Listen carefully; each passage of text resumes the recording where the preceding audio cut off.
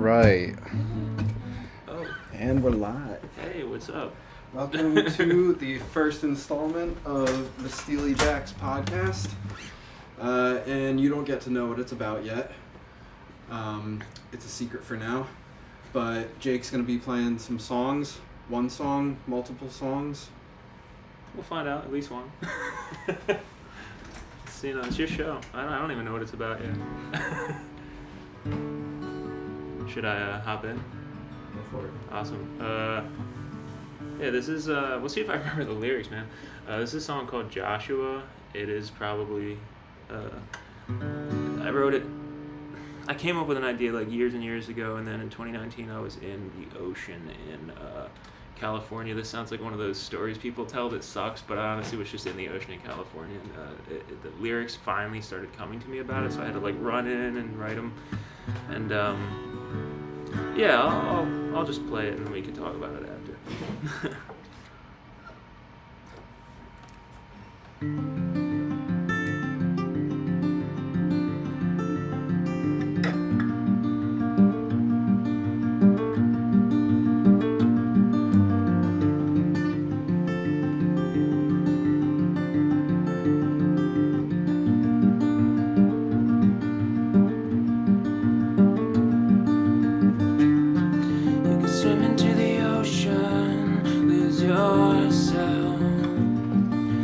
Waves ain't gonna make you someone else, like the boulder in the desert or the sandy hill.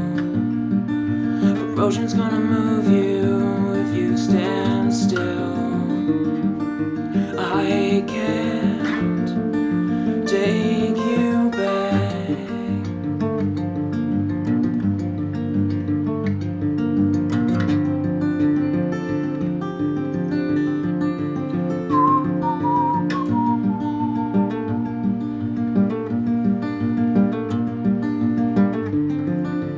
You could quit your job and leave your home. You could leave your girl and sing alone. Love can hold you back and hold you down. The ties that bind will keep you safe and sound. I can take you back.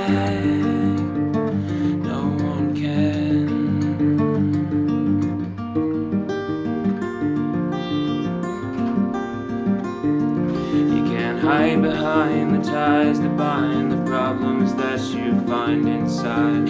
Why is it I must forget the best of us and then regret the music from those perfect chimes, the willow tree, they're lost in time. And now I must go home alone.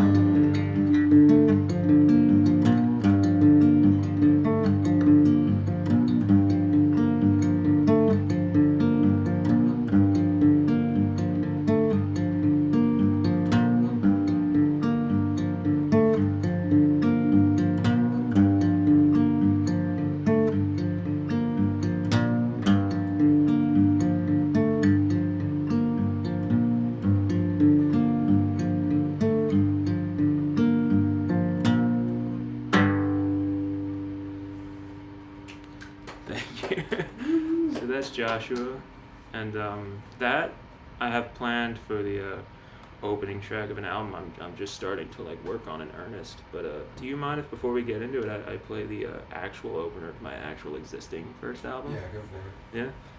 I appreciate it, man. This is I don't know if it's the first song I had when I started learning guitar at like 16. I think you'd taught me a chord or two when I was probably 13, but at 16 I legitimately learned to play, and I was immediately coming up with all these ideas, but I just didn't have like the wherewithal or the skills to finish them. And a couple of years later, when I was like 19 or 20, this was the first song I legitimately finished, and so it means a lot to me, and it's called When the Woods Whisper.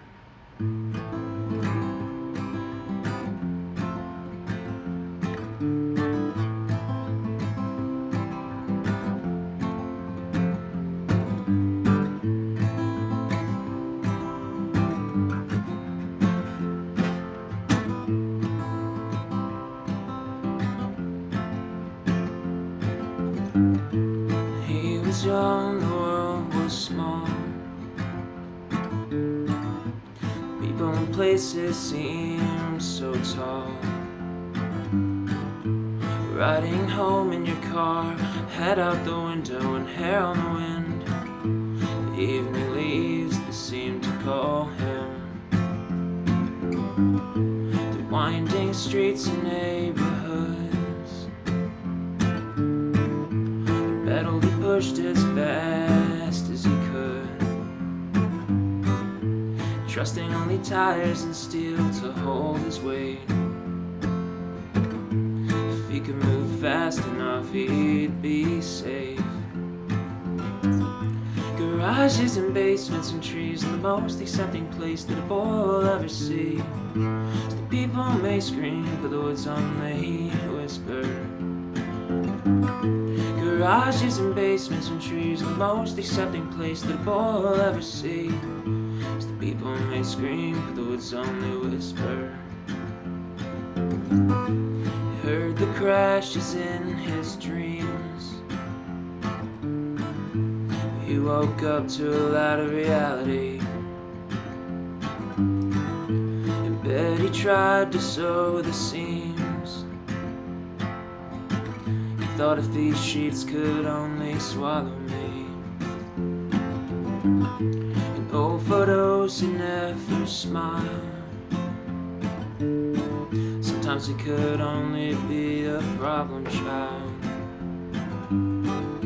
Behind his walls are off for miles. Doesn't matter, sometimes these things just take a while. Garages and basements and trees are the most accepting place that a boy will ever see. So the people may scream, but the woods only whisper. Garages and basements and trees are the most accepting place that a boy will ever see.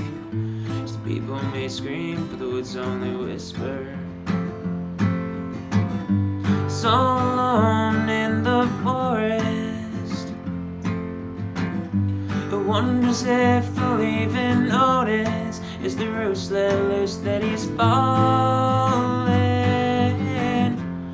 down? Garages and basements and trees are the most accepting place that a boy will ever see. So the people may scream, but the woods only whisper. Garages and basements and trees are the most accepting place that a boy will ever see. So the people may scream, but the woods only whisper. People may scream, but the woods only whisper. People may scream, but the woods only whisper. People may scream, but the woods only whisper.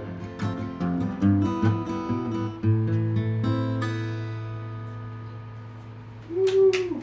Thank you, sir. That's When the Woods Whisper. Awesome. Cool. We actually have a few people here on Instagram Live. Hey there, how you doing, guys? Who we got? We have 4 people. Very nice. How you guys doing? It's good to have you with us.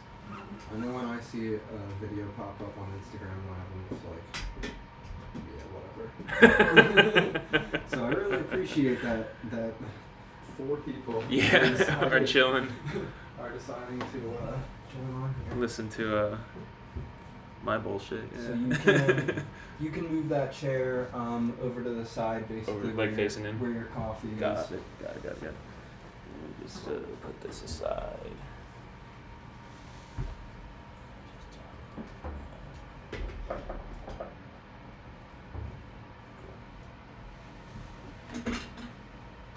Thank you for letting me have the fancy rolling chair. Of course, the fancy chair has to go to the guest. The guests are getting the treatment. I can't just hog the fancy chair on my own podcast. I think I'm too tall for the frame. Yeah, right? Wait a minute. Am I? Okay, no, I'm not. I was too tall for the frame. Alright, just a second. And we will open up the pit below Jake. So we're going to open up the pit. Questions wrong, then he has to... do a human chess match with Bobby Fischer. Very nice. Very nice. Oh, you didn't read the terms and conditions? I didn't read anything. Yeah, he sent me like You only skimmed them? 52-page printed letter, and I actually burned it for firewood, so we've been struggling with money for firewood in my hut. Was it at least Mongolian firewood? No, it was it was from Staples. That's an inside joke there for the people who don't get that one.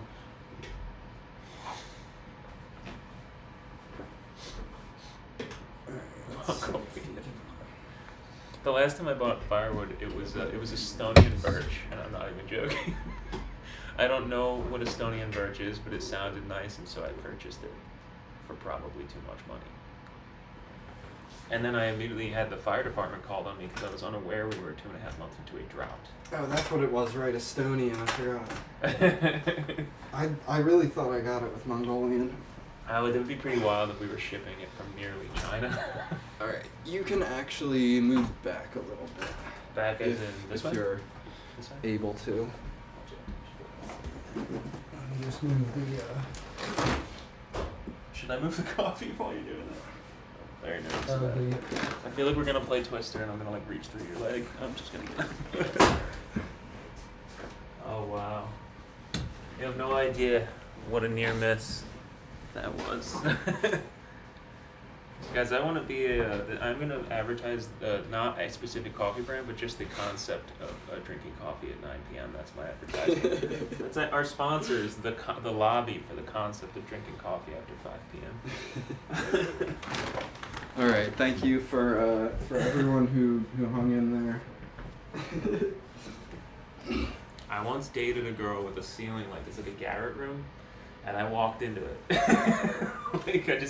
I straight up, I walked directly. Yeah, I do that all the time. You do it all the time? I do it less now than when we first moved in here, but yeah, I do that a lot still. 100%. Every once in a while, I stand up and. Well, you're like at least 6 foot, right? I am at least 6 foot. Yeah. That's actually the last time he was measured. They just wrote at least 6 foot is the specific measurement. Yeah. That's very accurate. That's is that the English system or the metric? That's imperial. Oh, I see. Yeah. Yes. So, before we get started, I got a message from somebody on Instagram. Whoa. Literally, I'm not even kidding, an hour ago. I got a message from a random person on Instagram. It said hello. And I said, "Hi, how are you?" And they said, "Are you in a band?" And I said, "No, I'm not in a band right now." And they said, "I'm 13 and I was in a band." It's always a good start. I know. Whenever I get DMs, I love it when they start with "I'm 13." Exactly. Sarah told me that I shouldn't answer because then people are gonna start accusing me of random things. Okay. I guess we should move a little bit closer. Are we cooked? It sounds like Is we're this cooked. frame not the frame? It sounds like we need. It is. That's she's showing us Instagram Live and you can see. I mean, I don't know. Do we need to? I think our basically need to kiss in our order. tips are gonna touch. Should I just have it on Jake then? Dude, what if we do it where we're both facing the camera like right next to each other? You can't go be a real prick and turn the camera sideways so they have to look at us looking up and down at each other, if that makes sense to you.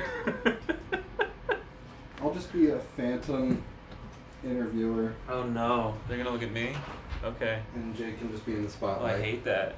I'm gonna hide it. I'm not gonna play it, but do you ever just feel better with an instrument in front of you? Oh yeah. You look cool the whole time. I've been trying to play guitar lately or just some kind of instrument so that I can have it in front of me and not just sing and you know, people think I'm supposed to be Frank Sinatra or something. Yeah, that's better anyway. So I really like critics when the review is bad because critics really like to get a good burn in, and so they practice it, I swear to God. And I don't remember what band it was, but a critic said, I'll just make up a name, but they were like, "Charles is not nearly good enough of a vocalist to not also be playing an instrument." I completely, that's how I feel people look at me, but then it's just like, I should have a sign above my head that says I play the drums really well. Like I should have a video of me playing the drums above my head when I'm singing. But you also like wrote the song and came up with the whole. I should have a sign that says all that above my head. I wrote this. Believe me, I'm more talented than the mediocre voice that you hear. Have you seen A Complete Unknown yet? No. Do you even plan to? What is that? Oh, the Bob Dylan movie. Yeah. It's okay. actually very good. I was surprised because I'm not like people blow a lot of smoke up Timothy Chalamet's skirt, but he was very good. I mean, have you seen him? Wonka was ass. Wonka was pure ass. But anyway, this was good. He's nominated for Best Actor. I thought he deserved it, but I was saying it before they did it, and I was like, if they don't, this is a joke. Putting all of that aside, there's a clip in it where, they always have to dramatize every inch of everything, and it's like they're in a studio and the guy mixing is like, who wrote this song? Yeah, exactly. And like, this guy. And if just put that on behind. And if it's like a documentary and if it's like a VH1 behind the music or something, they interview the producer and he goes, and that's when I knew it was a #1 hit record. Do you know Mr. Show with Bob and Dave? Yeah, it's a really great old like niche like sketch comedy show, and it's Bob and Curtis. Yeah, I do remember that. Best known as Saul, Dave, whatever the hell is best known as from Arrested Development, but they have a sketch that's like a really spot on nails documentary bullshit, but it's for like the singers who like. Do you know like Hello My Baby, Hello My Darling? Oh yeah, of course the frog animation. Apparently that song's big thing. Like if you read reviews that are contemporaneous with it, like 180 years ago, they're like, it's a bit cheesy that he includes the telephone in this song. It's a bit new, don't you think? It's like apparently he's like hello on the phone, and it was like, whoa, telephones. That's like that reminds me, and I promise we'll actually get started on talking about real things soon. I'm the king of sidetracking. But that reminds me, I remember Little Dragon is one of my favorite bands, and I remember I was listening to this Little Dragon song in like, I don't know, it was like 2016-ish maybe. And she says something about Facebook. She's like, "Oh, you're checking Facebook," and I remember thinking the same thing, like, oh, who knows how long Facebook is gonna be around, or ridiculous. Let's see if this reference really ages well in the coming years. Yeah, for sure. Yeah. It's hilarious because literally the whole documentary is just guys who like sing into those like, it's just like a cone because there wasn't like fucking electric megaphones yet. And they'll be like, they had to like sing about new inventions, so they'd be like, penicillin, thank you, and fucking they just like started coming up with songs so fast that they ran out of inventions, so they would invent things on the stage and then sing about them. This is a new concept I'm hearing of. It's truly terrific. Anyway, back to my conversation with the 13-year-old. Yes, of course. Yeah, So I still don't really. I like a lot of pictures on Instagram to try and get people to engage with me and all that. Secret's out. You phony piece of shit. I know. He doesn't really love you, But I guess this is someone who I liked one of his pictures out there somewhere, and so he said, he was like, I'm in a band. I've been in bands before, but they haven't worked out. And I said, when I was 13, I also had a band, and it didn't work out because the kid that I was in a band with moved to Germany. I believe he moved back to Germany. Was that not the? Was he in the military, brat? His dad was in the military, and he got stationed in Germany. Is what I remember. Yeah. Wow. So honestly, do you have those recordings still? I kind of like it. I don't know if we ever actually made any recordings. I still think about the song Into the Blandity. Yeah, I do. I mean, like, I gotta get myself a wife. Those lyrics were all of the lyrics. They make so for reference. This actually happened, and I was, we were 13, and me and somebody from middle school were in a band together, and I played the drums and he played guitar, and sometimes we would make the very bad decision to switch, and he would badly play the drums and I would badly play guitar. Anyway, Jake was our manager, and so that's the backstory. Oh yeah, I was like faux manager because I really wished I could play an instrument. Like, I just wanted to be near the making of music, but had no idea. It took me like 6 more years before I learned anything about how to be involved in music. Yeah, that's kind of how it goes. I knew exactly the intro to About a Girl, and that was it. E minor, G. That's how I also first learned, and I haven't really moved past that much in terms of chords. Really? In terms of major chords that you play on the very end of the neck, at least. Oh man. Oh, those fucking open. I was really into power chords. I still am. Power chords are definitely my favorite. I'm so much more comfortable even with the weird chord voicing in the first or second position than I am with power chords to this day, because like I will get lost about where I am. Yeah. Like, I'll be singing too, so you can't look so much. Like my trick is that a microphone, if you look at a mic clip, I don't put it dead on. It's always like say this is the boom. I have it here like this, so that I can show sing, it to the people. I can sing to my left, so that if I need to, I can look down at the frets if I have to get fancy. So I actually always have. Fun tip for you songwriters: if you need to get a little fancy on the fretboard, have your mic come in from the left, because you'll always look cool, because everyone looks cool from a 3/4 angle, and you can look at your frets without people noticing and not looking away from the mic. So that's my big bullshit trick. Anyway, I'll dive into a bit of an interesting question first, I guess. Just based on the difference between your older songs and your newer songs, would you say you've entered your Ziggy Stardust era?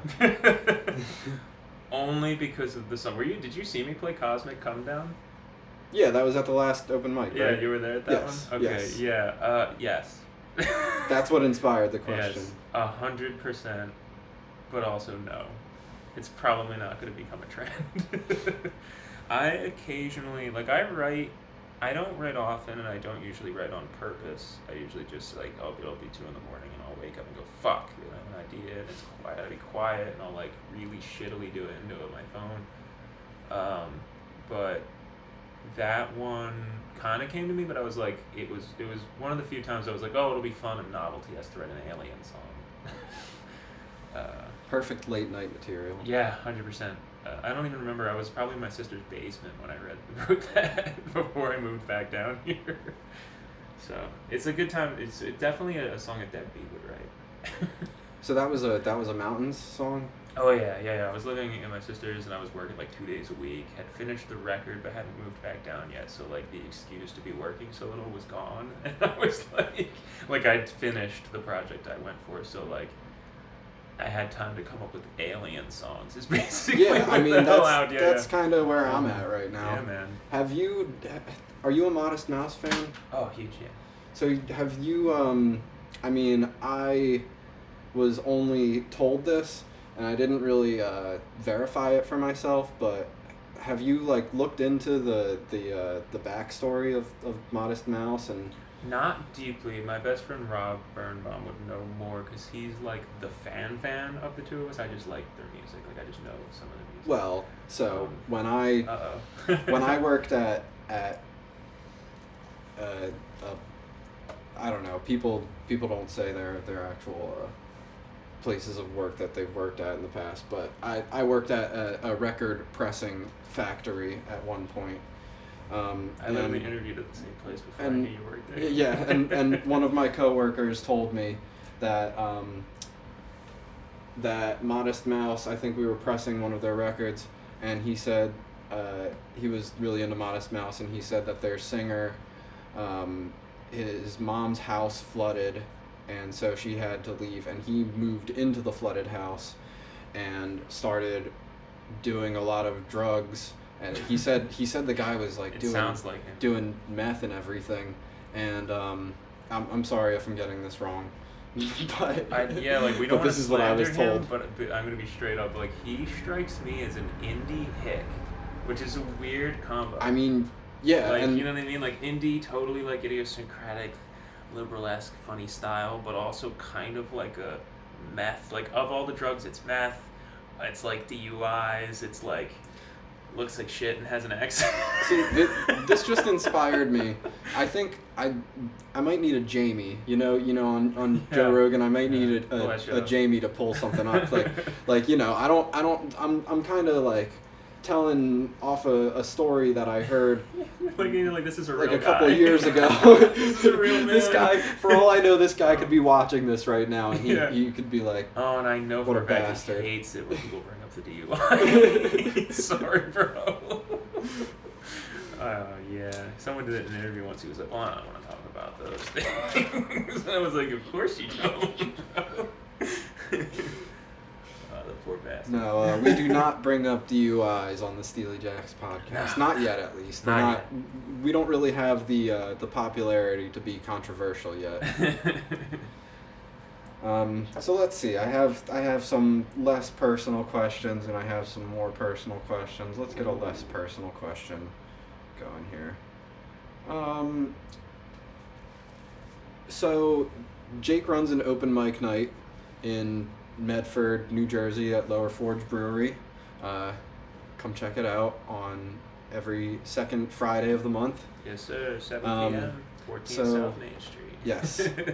So what do you have a favorite open mic performance that you've seen? Wow, that's tough because we have a lot of really great regulars. You were one of them, and in fact, I've actually liked him. And we talked shit on your voice today, goofing off, but like, look, and this is no insult to you. Like, it was apparent that you were singing out of necessity at first. But oh yeah, definitely. But I was like, well, the writing's cool and something's going performance. on here, and it was obvious that you weren't comfortable singing in front of people yet. But I was like, okay, there's something going on here. And then the album was good, and then your last performance, like, I'm hearing you unlock parts of your voice. You know what I mean? You're like leveling up, just by doing it. So that's really cool. So obviously I'm not just gonna say I'm not gonna go with you because that would be really lame. But it is one of the ones I want to highlight just because it's different. You're actually like I liked times like my favorite open mic was one where I don't even know if you played this particular one, but you represent that thing of variety where I love acoustic music. I love acoustic guitars. It is my favorite kind of avenue for music. I'm into Bob Dylan. I'm into all that shit. But, like, it is cool when, like, we had one where, for better or worse, it was just a lot of different things. Like, someone was playing, like, emo on an electric guitar. Somebody was, like, fucking, like, rap rocking hardcore. It was insane. And he was, like, one of those committed characters. Like, you don't know if this is a real person or not, but they're not breaking character. He was wild. We had, like, an old friend of mine from childhood named Jessica O'Neill and her husband, and he plays like jazz guitar. So they were doing remember her. Yeah, jazz standard style singing, wonderful. So you were at that open mic. Do you know if you played that time? I don't think so. I think I might have come to the next one, and I remember at one point we showed up, and it was the one time that we were just like, you know, who cares? Let's just wear like sweatpants and whatever. And we showed up, and everyone was dressed super nice for something. Like do you remember it was that a big night. Well, they for one are like the classy jazz types who go to like Temple Jazz School or some bullshit like that, and so they're showing up like in the nines and fucking singing like crooning, and she's very good. And then like, you know, everyone was dressed up, and I don't dress up, but I tend to wear like a Yeah, I remember even you were dressed up. I was like, what the fuck, Jake didn't even tell me about this. You let me show up like this? I'm in a tuxedo. I like really fruity button-downs with flowers and me shit. Too. Like paisley and stuff. Yes. And it's hard for me to thrift because, like, I'm sure you've run into this before, like, I mean, sizes like medium are the most common because average is average. So like, and when I go to a thrift store, like try getting clothes for someone like 6'3", who is like 240 fucking pounds. Like I'm not even skinny anymore, like I was at least. So it's like, I used to be able to get the coolest pattern shirts, and now I have to like buy them retail for a lot of money because I can't go to them and find a shirt that is more than a fucking medium or a large. I need like 2X. Yeah, I mean, most of my clothes are either too big, or they're the width is good, but then it's kind of like too short, or the pants are like, My problem used to be good enough eyeballs. for my height. They were too big because I was like 180 pounds. And my manager at the record store I worked at when I was a teenager once just looked at me and said, "Jake, it looks like it's still on the hanger." I was like, "You motherfucker." And like, you know how easy it is to get embarrassed when you're still like 17, 18 years old. So I fucking turned red because he said it in front of Dude, everybody. I mean, especially at something like that. Something because I was that so scrawny. just hits you right on the nose. Oh my god. It was so accurate. It was ridiculous. Yeah, The shirt was like and swinging. just like so creative too. Yeah, I mean, that's like a good one. Yeah. That's something that you don't really recover from for a little bit as a 17-year-old. Yeah. So truth be told, I don't know if I have a straight answer for you, man. Like favorite performances. Oh, no, that was my favorite night. That was night as a whole. Yeah. Pure skill, pure variety. Everyone was talented at whatever they were doing. We really do. It's surprising. Like, you know how open mics are. I'm sure you've been to plenty. Like, they can be really rough. And ours, at its worst, is never bad. And I don't just say that because people who play it might be watching. Like, it's like we're never like genuinely bad. Like, it's always pretty decent. There's a lot of really talented people who show up. It's actually, I've always been kind of shook. But like, I think I've gone as far as I could to cultivate like a good culture for it. The venue had done a lot of that work before I even got there because they're all musicians, and there had been a long-standing open mic there before the pandemic. Oh really? I didn't know that. I had played it when I was probably 20 or 21, and was well received, and it was like really nice. I wanted to go back because they were very, very kind to me, but the guys who ran it they were pretty old. They were probably approaching, if not in their 70s, and they were too nervous to come back by like 2022 because they felt at risk, and so I just kind of took the mantle. What do you mean they felt at risk? Oh, with COVID. They were still nervous about that. Yeah, and it was pretty far out for that, but their age group was still like, it really wasn't that dangerous for people in our age group overall, but like for someone who's like 70, like fucking rough. Are they there now? Are these regulars now? No, they never came again. Like I don't think I've ever seen them. Shame. Thanks, guys. So I just remembered I do have a Nardwar here.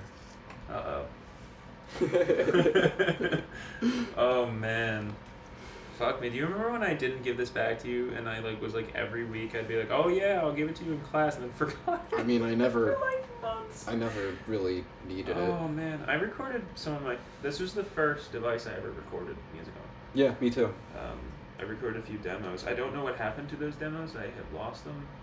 It was like the second proper song track from my album, The Devil's Friends. I did a totally electric demo on here, which eventually, this is right. I love that thing. Yeah. So let's. I still have some stuff on my computer, and I haven't deleted it because I didn't know whether I had a copy of or literally the only versions of them left of your Desert Rock and shit that you had put down. Yes. Did I ever email that shit back to you? I don't know. But I Desert Rock. Have it somewhere. Yeah. Yeah, so this is the first device that both of us ever recorded music on. I'm trying to think of when I bought it. Probably around like 2008-ish, I would say. Was it middle school still? Yeah. Yeah, that's I 08, believe 09, still in middle school. Goddamn. Yeah, and I was super into Desert Rock, which if you don't know what that is, it's Caius. I've never actually said that in out loud when it mattered because I've never actually known the pronunciation of that band. People pronounce it all differently. Anyway, Josh Homme from Queens of the Stone Age was in that band, and would you count any Queens of the Stone Age as Desert Rock? Yeah, touches especially on it for like early stuff, and Josh Homme also did. Is it Homme? I'm Fuck, I've been okay. saying Home. That's another one that like Yeah, I'm not I've been saying 100% like sure. Josh Homme. That's why I never thought I need about a it. Jamie. I have no idea. I'm pretty sure it is Homme. I think I watched a video where Dave Grohl said it like that or something, or maybe he said it that way himself. That one I'm pretty confident though. I'm pretty sure it is Homme. But This yeah, is like he would. hearing DiCaprio say Scorsese, and I've been saying Scorsese, and he's like, and I'm like, the guy's been working with him for 20 years. I mean, like, everyone. It's probably Scorsese, but Everyone says it I mean, like it's not Scorsese that, though. Yeah, it's not that different either. It's not different enough to matter. But Only now I some- say Scorsese. I can't get I was out of gonna my say fucking only head. some film student is gonna Yeah. get Well, I'm mad that at you for asshole. I that. watch too many movies. I've become a prick film buff now. Perfect. I'm like that asshole who you're sitting with, and I'm like, look at that shot though. Do you like the way he framed that building? Oh yeah, but I know your roots. I know that that you're a fan of the one and only Nicolas Cage. Oh yes, the fact that I've seen every single Nicolas Cage movie up until the year of our Lord 2022, and that in the year and a half that I haven't kept up, he's made 6 movies. Jesus Christ. And frankly, some of them are great. See, and okay, here's a question that I didn't write down, but I just thought of it. Would you like to be buried next to the giant pyramid in a cemetery in New Orleans that Nicolas Cage has planned for when he dies? Yes, but only if there's a copy of Moonstruck clasped in my hands when I go. Haven't seen it. Honestly, maybe the best romantic comedy ever made. Let me pitch it to you. It's a 10-second pitch. Tell me if you pretend you're a studio executive and listen to me be the guy who wrote this. He comes in and he goes, okay, Nicolas Cage and Cher fall in love. But Cher's married to Danny Aiello. And Nicolas Cage has one wooden hand. It sounds like a Nicolas Cage movie. And it sounds like something that Cher would be involved in too. What makes me so happy is that, would you imagine this was an obscure and strange movie? It's actually like, I don't know, just tell me. It made $150 million in the 80s, which means it like inflates to $400 million. It was nominated for Best Picture, and she won the Golden Globe for Best Actress, and it got 2 thumbs up from Siskel and Ebert. Wait, why is it not a meme? Like, why know. Why is this not like as much of a meme as like the David Bowie movie? Americans fucked up when we didn't make this a meme. The whole world fucked up. I'm gonna do it for you. I'm gonna do the monologue. There's a scene where the first time you get to see Nick Cage in the movie, he's making bread, and he's depressed. He works in an Italian restaurant, and then they ask him like, "What's your problem? Why won't you come to the wedding?" He's supposed to come to Cher and Danny Aiello's wedding. He's Danny Aiello's brother, and he goes, he like loses his shit as he does, but he has a wooden hand and he points at it and he goes, "I lost my hand. I lost my life. Johnny has his hand. Johnny has his life. You want to put my love away and forget?" And then they cry and he leaves. And it's the greatest thing I've ever seen in my fucking life. And somehow through all of this, it's not even an ironic way in which it's good. It's actually good, and I don't know how they did it. So that's my pitch. It's really the greatest movie. Next date night. Make Sarah watch that. I'll see if thoughts on my Netflix or where they're stashing that one away. On YouTube Premium or HBO dude. Max. I'd pay for it any day. I'd pay rental for that in the age of streaming. That's the truth. You know, it's funny you say that because I was at Walmart yesterday, I think, and I saw they do sell DVDs still there. I haven't been to Walmart in a very long time. One thing that I looked for was the music section, which they don't have anymore. So scooped. Yeah. Honestly, I never trusted their music section because here's the thing. Well, I got this from the music section at Walmart. Oh, you meant musical instruments. Oh, I thought you meant the CDs. Oh, yeah. Yeah. Dude, they wouldn't... I'm not good at being descriptive. They would sell censored CDs without there being a marking on it that it was censored, and then they wouldn't take returns. I was fucking. I bought the Gorillas. Or Gorillas. You were trying to return that? Because it was censored. Who the fuck wants like the radio sound on the goddamn CD? Like, the fuck my ass with that shit. On the goddamn CD. You like this? Me putting the emphasis on the C? Or the D, wherever the fuck I put it. That actually leads me into a question that I do have this one written down. Oh boy. In Fence Sitter, you say, I always watched more King of the Hill than I ever felt like Family Matters. Yeah. How have shows like this influenced your music?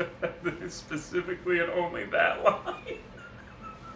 How have shows like this? It's two very different shows, and that's the funniest part. I'm gonna bullshit an answer. I'm gonna say. Well, I guess I could say King of the Hill specifically. Oh, making me appreciate really dry Midwestern sensibilities in music. Really get you in touch with the emo crowd. Yeah, the emo. It's where emo, folk, and country come together. Is the Midwest. And so, yeah.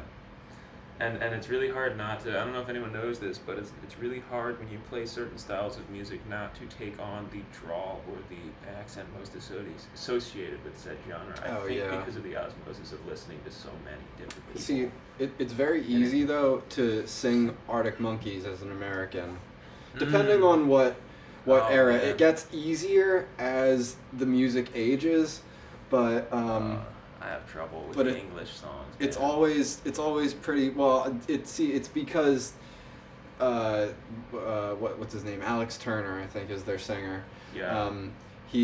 I know the guys from Oasis always made fun of him for really? Speaking like an American. Oh, does he talk like one? Well, as Americans, we don't really notice because we're used to. Like Sting always kind of sang very American, like... Yeah, he never had a strong English. I thought that Alex Turner's was pretty notable because, like, okay... Well, it was kind of more in the early stuff. They were more, like... I stopped listening okay with very being much British. After AM, because in AM... AM is the one that they were criticized for it's very being American. Like, well, here's my thing, is the fucking... what is their last name? Gallagher. The Gallagher brothers are fucking pricks. And if you don't know that by now, they have a shite opinion about everyone. Using their own language against them. Yeah, well, they need that. And so, like Alex Turner on let's just go with the big hit, because it was actually the first time I heard Arctic Monkeys was "Do I Want to Know." I wasn't cool enough to know them before that, so I caught them through 104.5. And I'm listening to that and I go, who the fuck, imagine if you had no idea who they were. I was like, who the fuck is this and why is this awesome? You know, Have you ever heard their EP, Who the Fuck Are the Arctic Monkeys? You know, I don't know.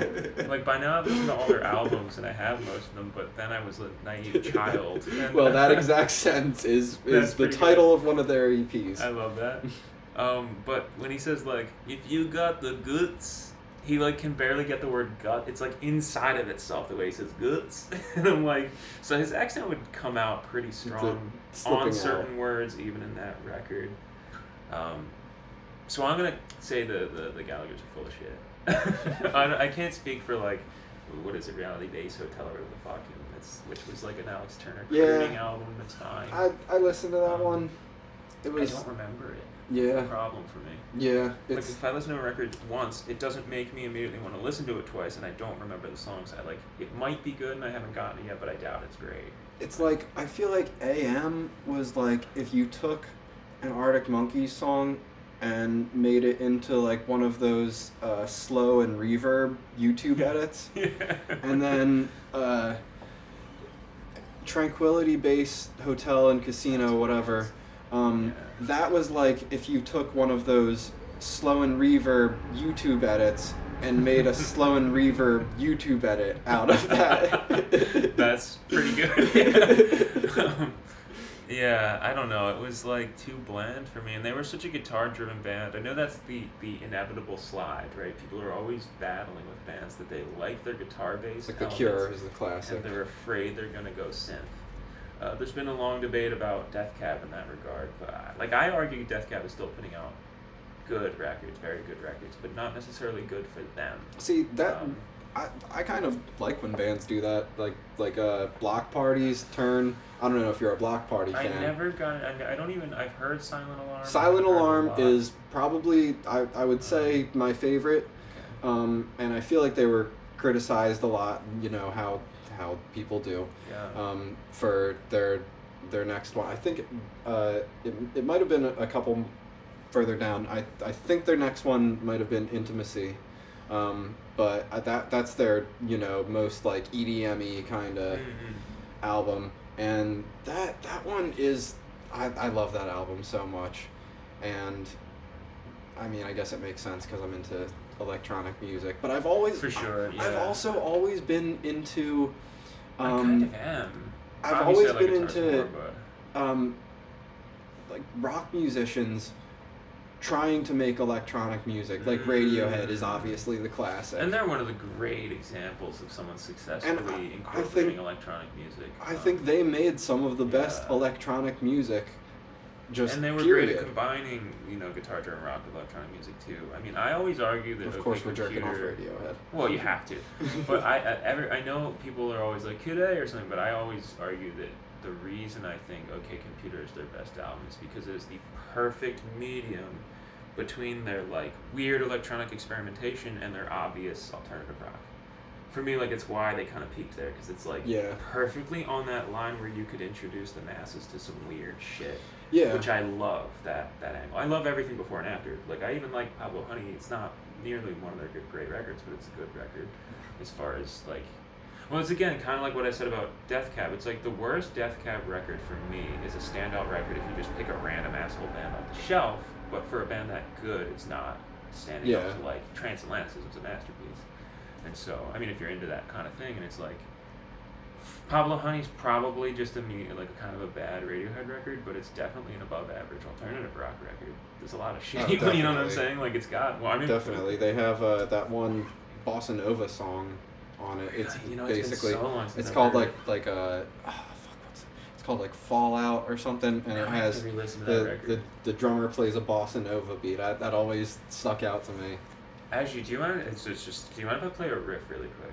Go for it. So there was a song I wrote recently, and I'm not gonna play the song, but just this riff called I'm debating the title. It's one of those titles with a parenthesis, and it's really funny because sometimes I like this because you can say a bunch of shit. My brother Steve's very funny. He's a very like direct person, and he's always like, "Oh, pick one." Which I kind of respect. It's like, don't be an asshole. Like, pick one and fuck off.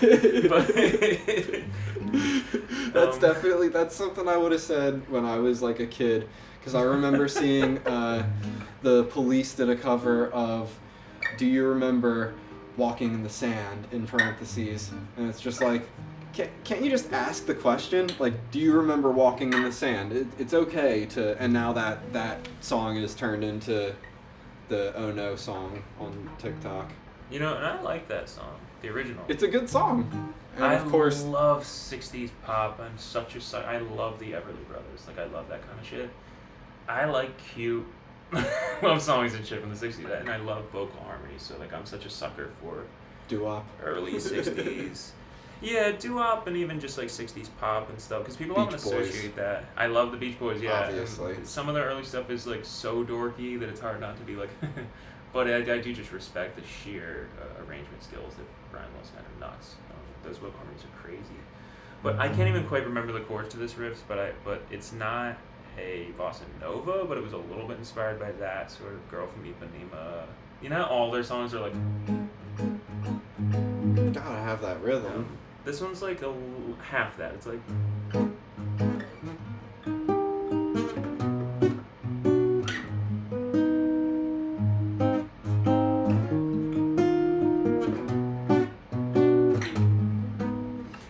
Those are literally not even close to the chords. It was just the rhythm. I was just like, because I cannot remember what I wrote at this moment, which is a problem I have. But yeah, just that sort of. I love moments where you come up with, because I don't ever want to like force a new style or something, but I like moments where you hear something in your head and you're like, a song in that genre never came to me before. Like, because I don't usually write. I just, like, it's like a weird radio in my head, and I pick them. You know, like, not to hog the spotlight, but you did just remind me of one of the. I'll be a little ambiguous here. One of my most popular songs I wrote because I was trying to think of the melody. I'll be a little cryptic here and say that it's a Korg M1 organ melody, which, you know. Now you gotta tell me the title. Well, do it, self-promote. Well, you know, I'm saying on the song. There's a song that I was trying to play the melody to, and I ended up writing a different melody, and it ended up being one of my biggest songs now.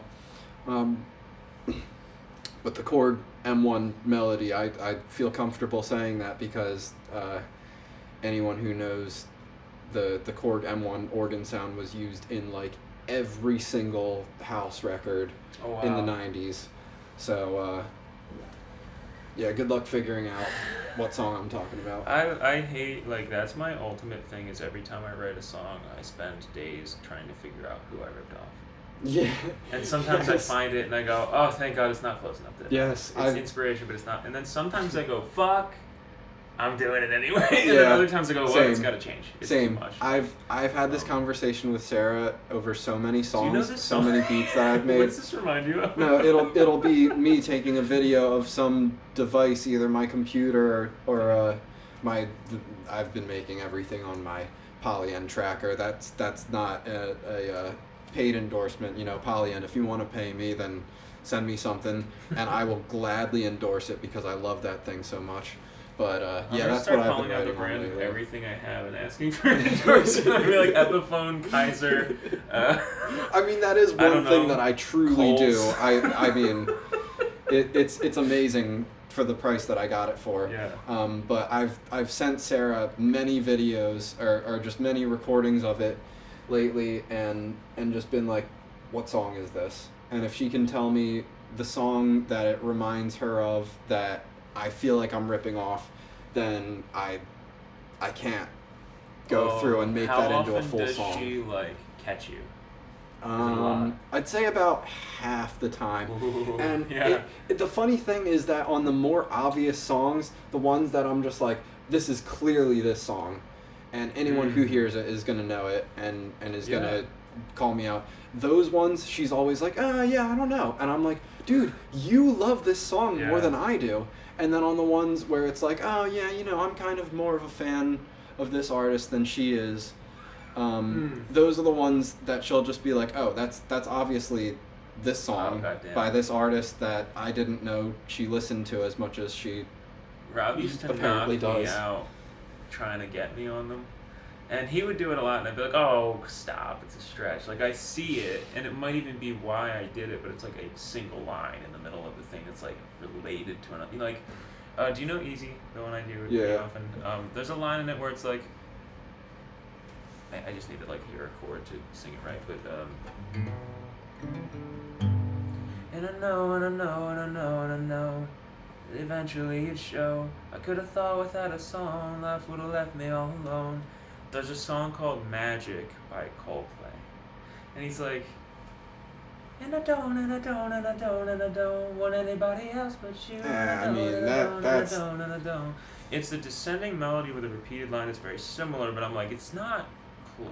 And I liked that song not long before I was, so it might even be part of why, but I'm like, well, that's why you listen to music, to pull inspiration. Like, you know what I mean? It would have to be so much more obvious and so much more direct to be a problem. I mean, doing everyone borrows pieces and bits.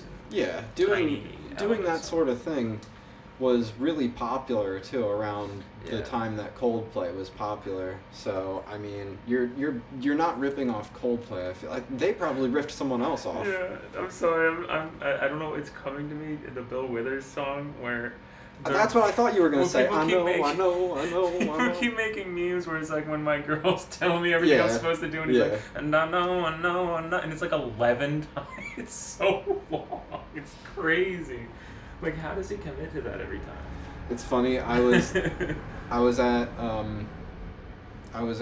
work with my boomer coworker, and he was about to put on that song. He was talking about how he loves Bill Withers and everything, and or no, I think I put on the song, and he said, "Oh, I know this song," and I said, "You know," and he was like, "I know it," and I was like, "You know," and he was like, "Yeah, I know it," like kind of like being like, "Why are you being weird about this?" And I was like, "Dude, you're mean level. you're the boomer. Yeah. You're the one that was like 20 or whatever when the song came out." I was talking to my coworker. She's probably in her 60s, and I was like, "Well, you know Neil Young," and she goes, "Who?" And I go, "Neil Young." And she didn't know who he was, and I'm like, "Come on, dude. Like, you don't need to know a song, but like, you don't know. He's been one of the biggest songwriters in history for 60 years, and you were young when he was big. Like, what do you mean? You know who Neil Young is?" It's funny you bring him up. Though I think you'll know who I'm talking about. But there's this one guy that plays at open mic that I swear is just trying to be Neil Young. No kidding. You know who I'm talking about? I actually don't know if I do. The guy who. I don't want to like call him out, but I don't know if it's a compliment or an insult to say that he reminds me of Neil Young. It depends on whether you think he's a hack. I'm sure. And he's one of the great songwriters. It's probably a good thing. I know you're not a big. Well, I'm saying fan. that his voice sounds a lot like Neil Young, and I don't know I'm sure he would. I think I don't Neil know. Young sounds like Herb the Perv from Family Guy. Dude, you're ruining so many things for me tonight. If you add a little whistle in the voice, that's fucking uncanny. I'm hard pressed to believe that, being the culture vulture that he is, Seth MacFarlane wasn't inspired by Neil Young himself. I just want you to know that I'm gonna be making like Instagram reels out of this podcast and everything, and that might have to end up in one of them. Me singing fucking Heart of Gold and us getting copyright struck over that. Over that 10 seconds. I'm just gonna, yeah. If all the people playing covers on Instagram aren't getting copyright notices, then... Oh, I do it all day. I think we're good. It's all I do. Let's see. It sounded like the beginning of Verses. It sounded like in a movie when they're trying to show you how a character is going crazy, and there's just all these things playing, and exactly. It just gets louder and louder. Yeah, like a 50s horror movie or something, or like a R.I.P. a David Lynch movie.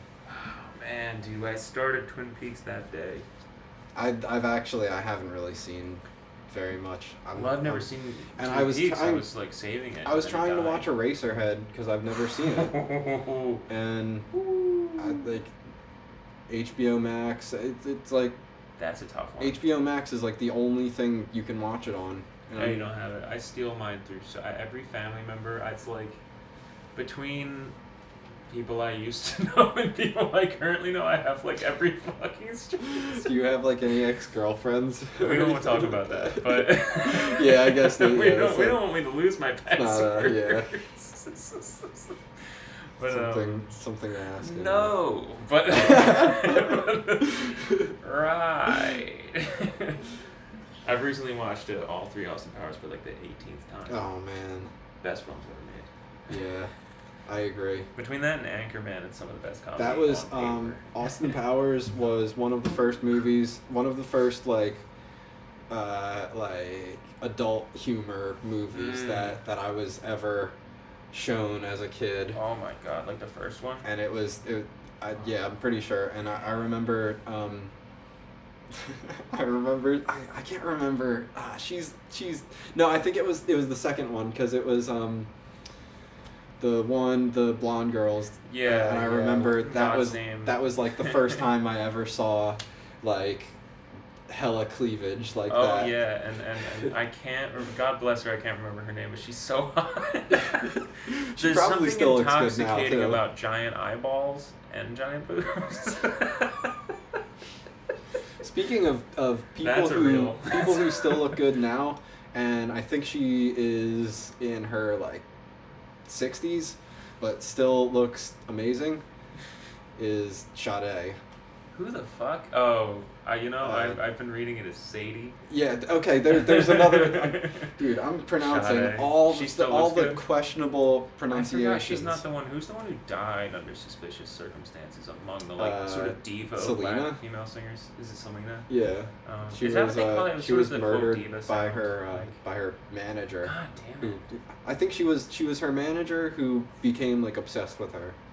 I'm like that was a crazy time in music. So many famous people died in their prime. It was insane. I mean, it's always happening because rock stars are nuts, but like, I feel like rappers too. I mean, how many rappers have died? Like rock stars died at 27, and now I feel like it's not really happening as much. I feel like, but the emo for a rap guys while, all died all at once. yeah, for a while, and a lot of the emo rappers too. It was 21 was the age for them. Yeah, I believe it was both Lil Peep and Lil Peep, Juice WRLD. Juice WRLD. They were both 21. It was both fentanyl, right? Triple X, Tentacion. Now he was shot behind a car, was it? Yeah, Driving off a I lot. don't Someone know. drives up a motorcycle. I think shot in the window of like a brand new sports car. Something insane.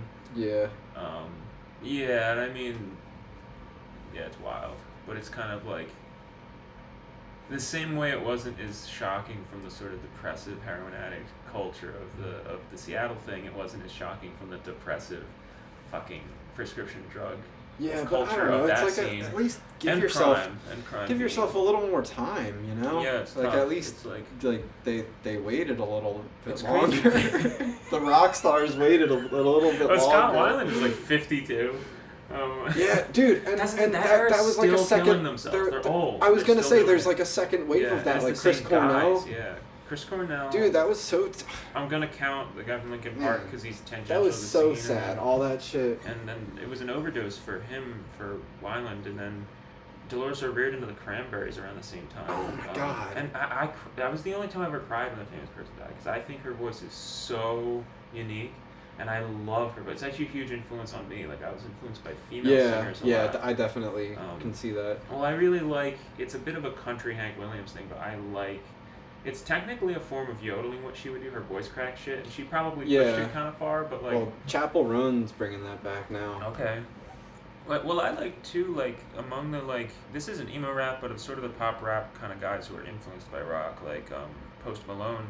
A certain style of vibrato has come into style, and I'll do a light impression of it because I can't sing like that, but that hilarious, like, fast, like, be like, congratulations! Yeah. You know, that sound. Yeah. And I used to make fun of how I thought he sounded like Connor Oberst with Bright Eyes.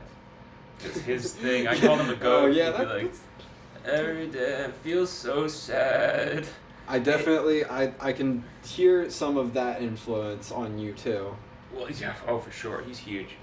I was kind of joking, and then I read an interview days later where Post Malone said that is why he does it. He was a huge fan of Bright Eyes, and he was like, that's why I developed that sound. I feel like that's not surprising. And I was like, whoa. But then, like, Bright Eyes, for being a relatively small band, they had their moment, but has definitely been a big cult influence following on these guys. Like, Lil Peep samples guitar parts from Bright Eyes on, like, 4 or 5 songs. Really? Oh, yeah. There's that, like... It's the Bright Eyes guitar riff. And he was notorious for sampling, obviously. He would, like, use a backing track and then fucking sing the same melody. Well, that, I mean, I that's have a kind love-hate of... relationship with Lil Peep. He's charming, but he's ridiculous. That was... Sampling in rap was usually done that way, where it was not like you know, chopping up beats was kind of, I feel like, became more of a thing as like Jay Dilla in like the early 2000s, late 90s, and obviously DJ Screw, but like a lot of Biggie Smalls is literally just like he has that one Diana Ross song that's just sped up, or like Gangsta's Paradise, melody and arrangement is literally Stevie Wonder. It's straight up, and like, what's funny is in the 90s, interpolation was big. So, like, take the first big lawsuit for it is the famous Ice Ice Baby one. And it's not a sample, it's an interpolation. Like, they're playing it. They would on a lot of P-Funk, and this wasn't P-Funk, but a lot of G-Funk, excuse me. They were actually house bands playing interpolations of the original songs. Yeah, so they were re-recording it, but obviously it's still copyright strikeable because it's the exact arrangement. And like even Ice Ice Baby, that's not a sample. It's actually his band playing the bass riff and the piano and everything, and they would redo it. And he was so stupid that he's in an interview. He thought that if you moved like one note around, it would help. He was like, there's a video of him I find very funny where he's like, yeah, well their one was like doom doom doom ba doom doom, and ours is like doom doom doom doom doom, and I'm like, bro, you moved one note. Like it's obviously. I'm pretty sure the argument was that he has it's what beat is that? On 4. He said there's an extra beat on 4. He said there's this dun dun dun dun dun dun, and ours is dun dun dun dun dun dun dun. Oh wow! At one point, there's an extra beat on 4. I do remember that. That's tough. Like that's not enough. And I'm like, a lot of people don't like it. I'm defensive of people defending copyright unless they're pushing it. I don't like it when people push it. When it's like obviously you took their original work, I'm kind of like, look, just pay them, go fuck yourself. But then again, the problem is so like legally you don't need to give permission for a cover. They're required to allow you to cover a song. You just have to pay and credit. You're not required to allow a sample.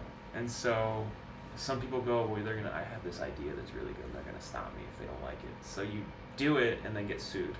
And it's like, now they can't stop it from existing. We're already making millions. We can pay them their portion, but now the song exists and we're a hit. You know what I'm saying? So like at this point, I think it's part of some songwriters' repertoire and part of certain record companies' repertoire to just like expect lawsuits and just do it anyway because they know that now we have a big fucking. There's a legal term for that, where like you can factor in the cost of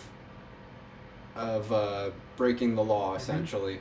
Like, is it cheaper to drive around all day and look for a parking spot, or is it cheaper to just park illegally and pay that ticket, and then the work that you do while you would have been driving around looking for a spot makes up for that parking ticket? And it certainly depends on what you're walking in that building to do. And if it's to ink a $10 million deal, certainly it's exactly. If you're working at McDonald's, no, right? It's your entire shift is that $100 or whatever it is, and yeah, it's big. It's like time is money is real, but it all depends on your wage. My name Stealy Jax is actually the reason that I spell it with an A and not like Steely Dan is because of the concept of stealing in music. Not that I consider myself to be stealing. You didn't steal from Dan? I've never stolen from Dan, and I've never sampled any music in any of my original music. Oh wow. I've never sampled anything in any of my original music. Never. But yeah, Same. just the concept, like one of my favorite artists growing up was the Black Eyed Peas. And no shit, really? And if like I was saying, I didn't expect that.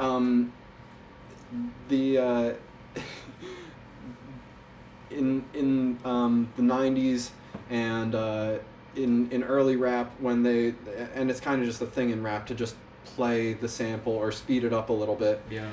And that is exactly what the Black Eyed Peas did with a lot of songs, where they would just play the song and then just like put their little like ad libs in and everything. Big Mariah Carey song, Fantasy, is it?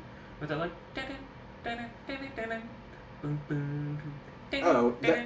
See, it's a really well-known beat because it's been used in like fucking 9 songs. I know the original. It's like a weird synth pop new wave band from the early 80s. See, I have some information that everyone might not know about that. Ooh. That song and that beat, which was also used in Big Dick Energy. Great. That's Lotto, right?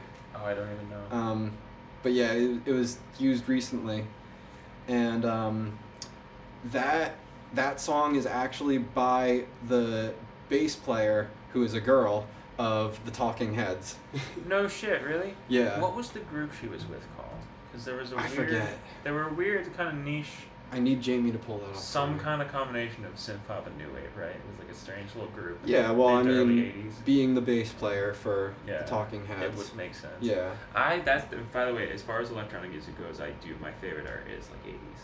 Like I love synth pop. I even like Kraftwerk. Oh, which yeah. is way even older, but like I do like certain things like Aphex Twin but I was never a big house music person. I was never, not that I am not open to getting into it. Same with metal. I need to work on my like knowledge of it, but like I do love synth pop. Like I love kind of primitive, moody, almost goofy. Like the 80s was a great time for like fruity music. If that makes sense. Like yeah. fucking Boy George and shit. I was like, this is on top. This is hilarious. I love this shit. I love the Smiths. I love really sad gay guys. I'm gonna go there. We're getting controversial. I love really sad gay men when they make alternative rock music. I feel like New Order would be kind of fit right. Maybe not as gay as you might want it. No, they're not quite as gay, but they're very definitely moody. sad enough. Melodrama was tops. I mean, in the 80s. The band Tears was made for Fears, dude. after their friend just died. So died. I mean, even before they were moody as hell. Even with him lost before he died. He was like the Jello Biafra of which I always found it funny, and this is a lame ass joke, but I'm also literally saying it as a description that Jello Biafra sounds like his voice his voice is Jello. That's like probably why. I visualize the way Jello moves when you shake a cup when he's like, "Them was in Cambodia." Or like the guy from B-52s. Oh my god, I hate that guy. He's the worst.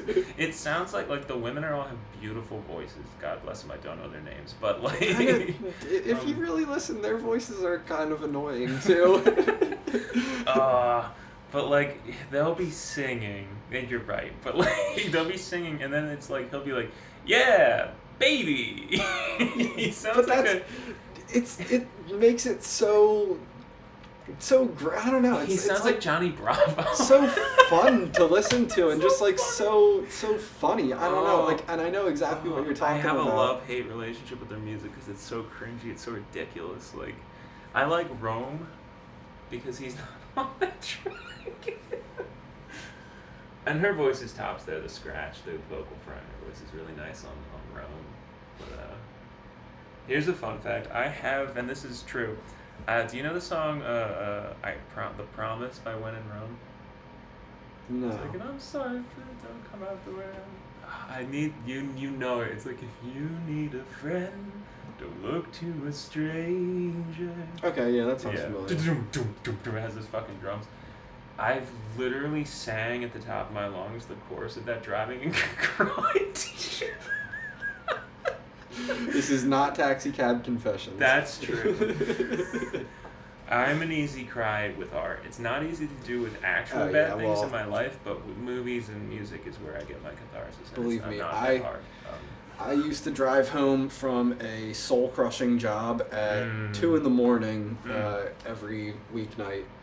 So, and that soulless job was like, supposed to be like a fun music job that ended up being like the worst job I've ever had. Well, for one thing, like overnights, I can't imagine no matter what your like schedule ability is or what you like about nights or mornings, I don't think anyone can truly be helped working overnights and sleeping most of the day. That wasn't even the bad part about it. The bad part about it was getting constantly fucked over by management and having them pretend like they weren't doing anything. Workplace culture is huge. It's so big. I mean, this is the first job where I've been as happy as I am, and I'm not like the most happy in the world. I like my job, but like working just like dead end retail jobs one after another until you're 30 hurts. You know what I'm saying? This wasn't even a retail job. It was a soulless you're behind the warehouse scenes. job.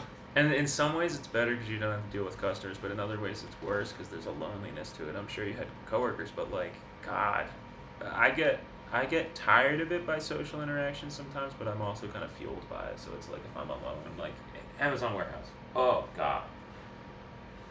The white noise at a decibel where you can't really hear the person next to you and you can't talk for 10 fucking hours is really depressing. Like, I can't do it. It's too depressing. And actually, one of the worst things, I would say, was when you know that like this is your coworker is the kind of person that you would have a great connection with.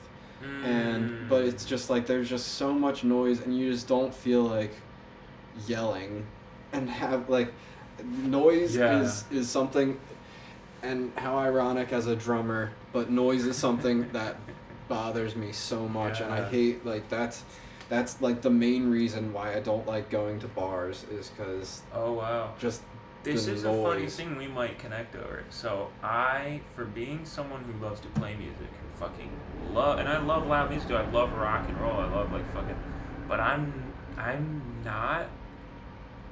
I love truly recorded music as an art form. Like I love the effort that goes into an album, even studio tricks. Like I just love that thing, and I love making that thing. And I listen to ungodly numbers of albums. Like I know for a fact I've heard more than 2,500 different studio albums, if not considerably more.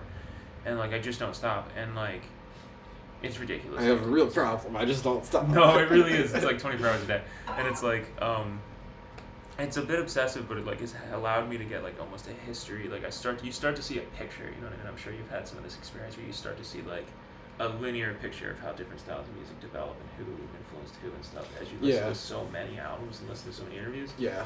And like even all of that being told, I'm not in love with being at a live show. I like small ones, but like going to a real concert, like seeing like I loved seeing Pixies. I loved when I was like between 19 and 24 when I would go to a fair amount of live shows. But like, oh man, it was good. But I really wanted to see the Pixies, and just quick side note that when I was like 14, I remember I was in New York with my parents. They would like take us to New York every once in a while to be like, look at this shit, and I remember I was really into the Pixies at the time, and I saw a poster that said they were playing somewhere. I think it was Hammerstein Ballroom, because I'll never forget, because my parents said, "Oh, you want to go to that? Like we can go if you want to." And I was like, "What?" And then like by the end of the trip, I remember they were like, "Oh, actually, we have there's something we have to do that day. I forgot."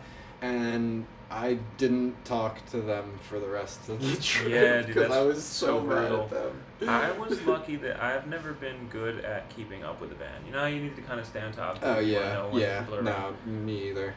Dear friend of mine named Leah Yukna, shout out. She's like a photographer who hangs out in Philly now, but at the time she was quite a bit younger. She was just getting out of high school. Like I taught her how to drive and shit, and I was friends with the family. Yeah, it's hilarious. And she was like one of those girls who was like, you know, those girls who were like dead set on seeing every band ever, and they like follow the concerts and shit, and she would do that for me and be like, do you want to go to see this? People who's like that. Girls. My opinions are not the official opinions of the Stealy Jax Podcast. Anyway, thank you.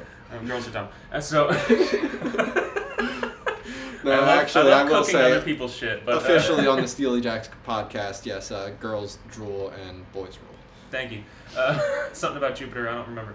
So, oh wait, was that us being stupider? Fuck that shit. Anyway, I gotta get on with this point. She would do that, and she'd always be like, "Hey, do you want to see fucking Pixies?" And I'd be like, "All right, I guess." So I would just have to buy a ticket. That was it. But she would always know. And sometimes her parents would buy me tickets and shit because I taught her how to drive. I would help them out with stuff around the house. And How old was this young girl? She was probably 16. I was probably like 19 or 20. So I would go, like, sometimes I would go with her and her fucking dad. We went to see, do you know, who did Ladies and Gentlemen, We Are Floating in Space?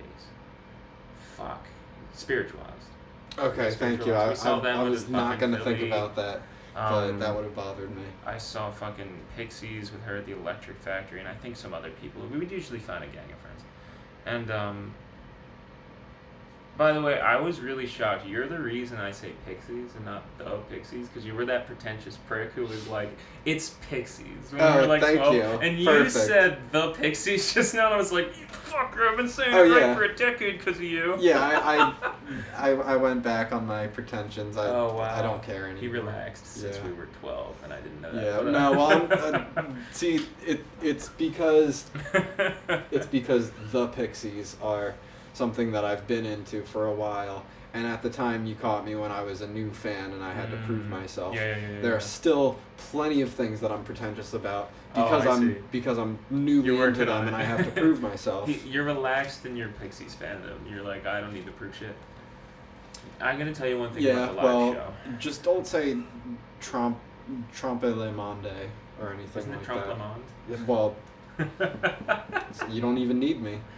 I know my French. Anyway, I don't even. Is it Pidgin? Is it even real French? Don't know what it means. Because all like, I know is early, how to pronounce it pretentiously. The early Police records were always what they would call like Pidgin, fucking. What language is like Regatta de Blanc making? I didn't even realize you're throwing new information at me. Oh, okay, they're like so that album was called Regatta de Blanc, and it's like it means white reggae. Like that was they were making fun of themselves I know a all little that. bit. I know all that, but it's not proper. Whatever language is doing French or something, it's not proper. I just It's always like assumed they were bullshit. French. I didn't know It's it was some new language whenever that you is say kind of like French. Pidgin and then a language, what it means is like a non-native speaker bullshitting it. It's not really French. It's like sounds like it works. A French person would probably be able to figure it out, but they just kind of wrote down a bullshit. I always wondered that together. Because I like from the album titles, I used to think that they were French, and then I learned that they were British. I learned that oh, I see. Sting is British, but did you know this? The drummer is American. Is that Stuart, the story? Stuart I remember Copeland is American. Something about that. And what Same about the thing. guitarist? I was really hoping you weren't gonna ask that because I don't know what the fuck he is. I don't know if he's American or British. I'm gonna bullshit on the guitar for a second, but so this brings me into something because that's one of the songs I had to do it for. So playing acoustic guitar solo can get really boring. One of the ways to solve that is the Bob Dylan fucking harmonica rack, which I do on occasion. I don't know how to play harmonica really, but as long as it's in the right key, it's not that bad. But also rhythm and lead playing where you're kind of doing both at once, and I do one for that Sting song where it's like.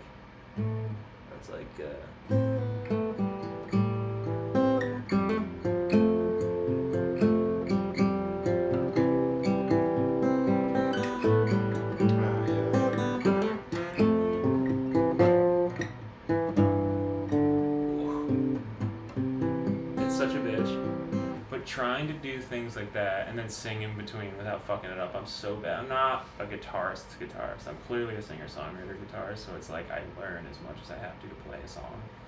But I'm trying to do things like that more often so it doesn't always... I like to get a little bit of the lead guitar part into the rhythm so that it's not I love arrangements of popular songs, and so I hate having to hyper-simplify them to be alone. So I try to can I work in the bass line or capture some of the rhythm of the drum part or find something I can do while I sing that makes this a little bit more like the...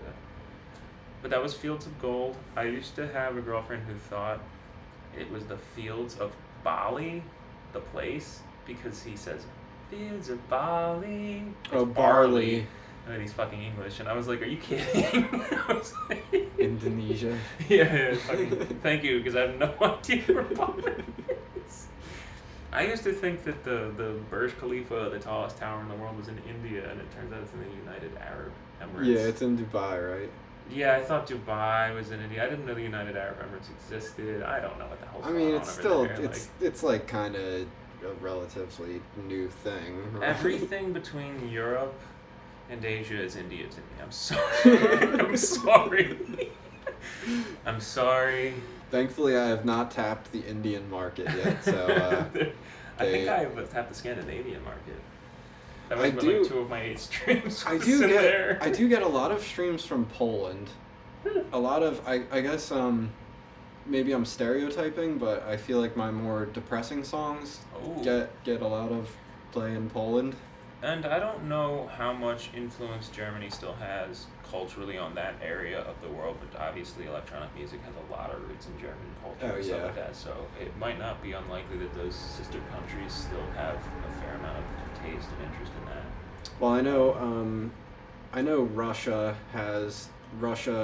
always has had their, like, dude, Russia is so funny because their culture is so, like, anti-gay. But have you heard? Oh, wow. But have you heard, like you know, with like Putin and everything? Yeah, like, it's not surprising to me. But but like, have you ever heard 90s Russian dance music? This probably isn't Russian, but Right Said Fred's I'm Too Sexy started playing in my head immediately. No, I don't think it is, but no, that's what I no, heard is the soundtrack to what you were saying. I'm just referring to, like, it always has, like, very high pitched synths, like it's very, I don't know if you know the term, like, electronica or like trance music. Like, it's always really like dun dun dun dun dun dun dun dun dun dun, and just like really fucking gay.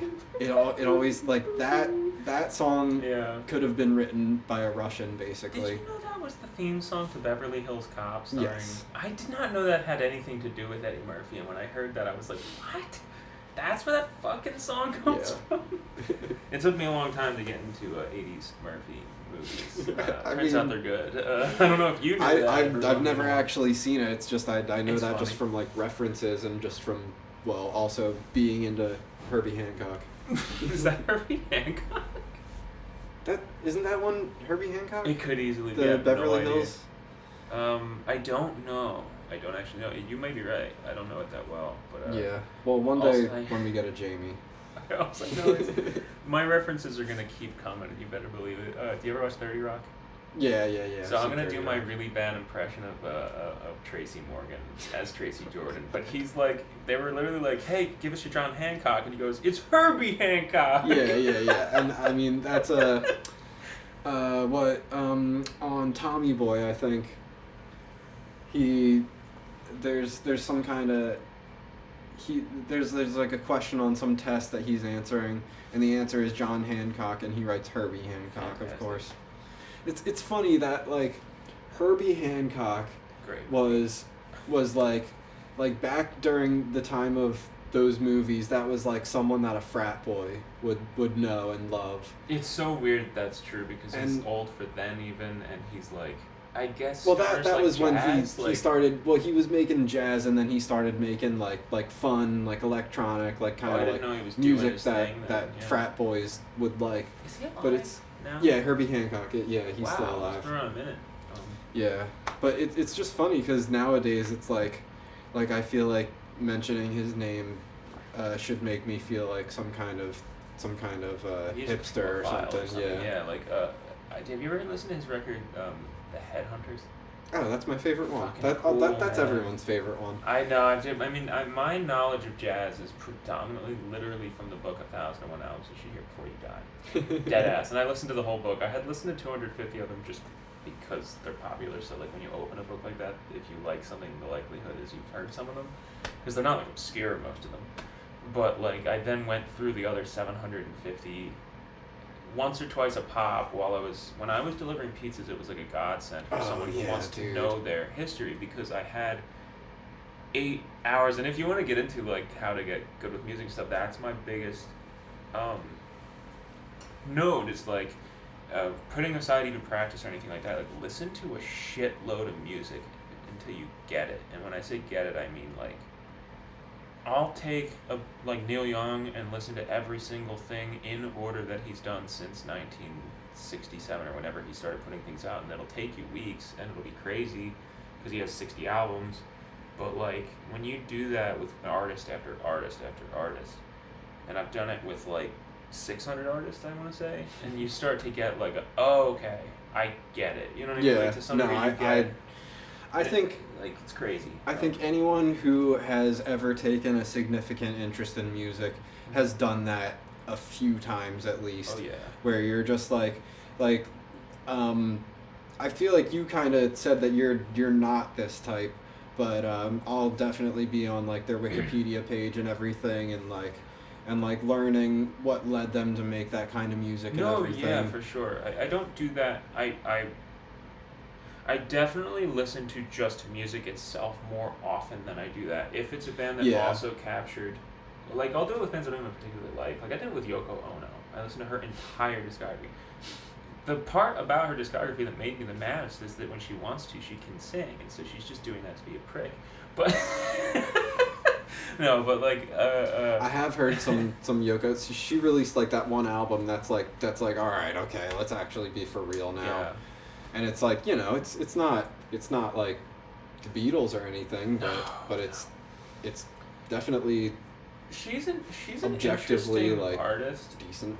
And I for all the qualms I have with her, I'm pretty defensive of Yoko. Like, it's kind of absurd to pin the entire Beatles thing on her. It's insane. Like, I'm not saying she didn't play her role in it, as complex relationships around bands often do.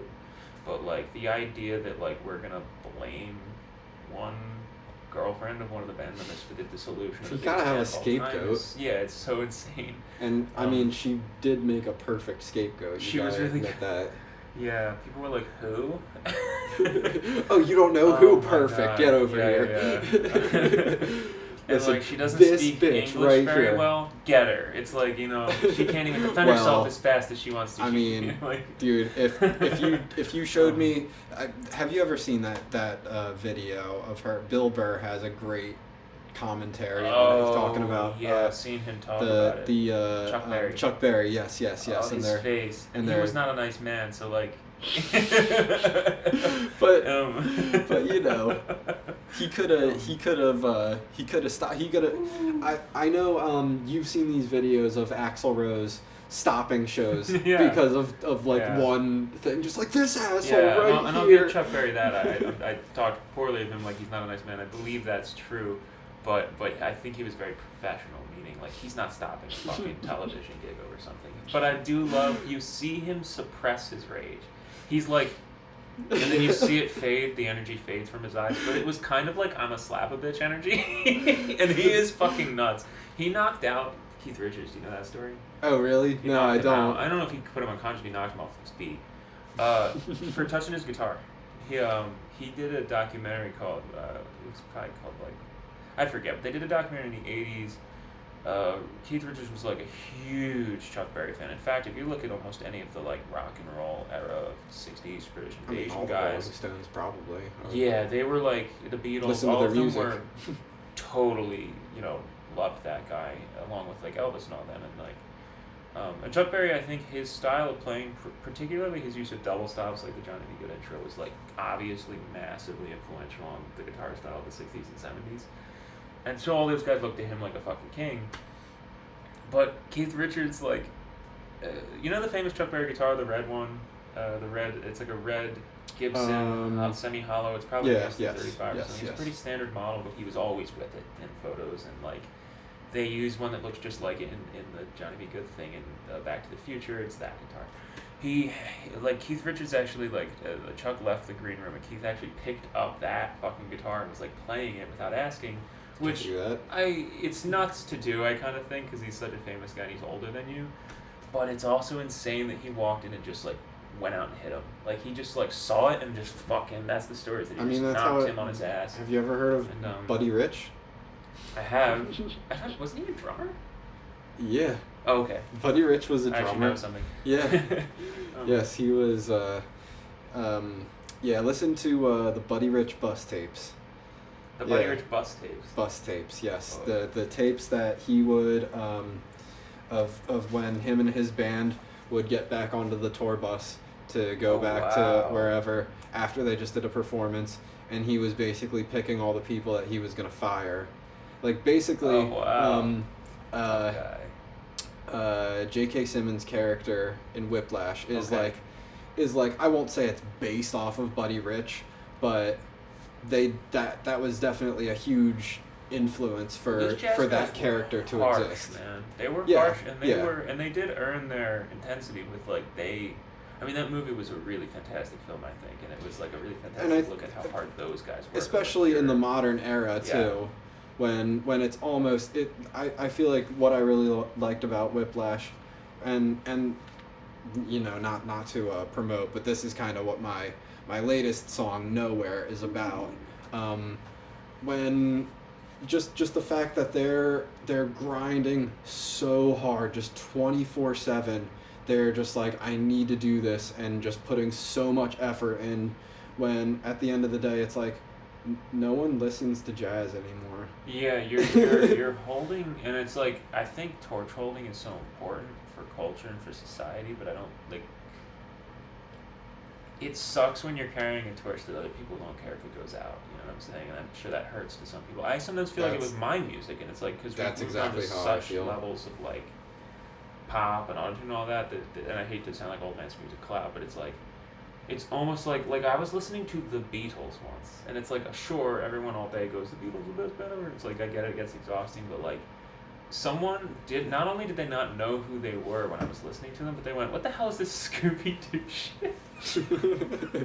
And like, truth be told, like, it does sound like the Scooby-Doo theme song. I'm pretty sure they were in Scooby-Doo at one point, weren't they? Well, not only that, like, the Scooby-Doo theme song sounds like them. It was Scooby-Doo's from the 60s, and they literally hired like a British Invasion style band to do, because it was the thing, it was the cool thing to do at the time.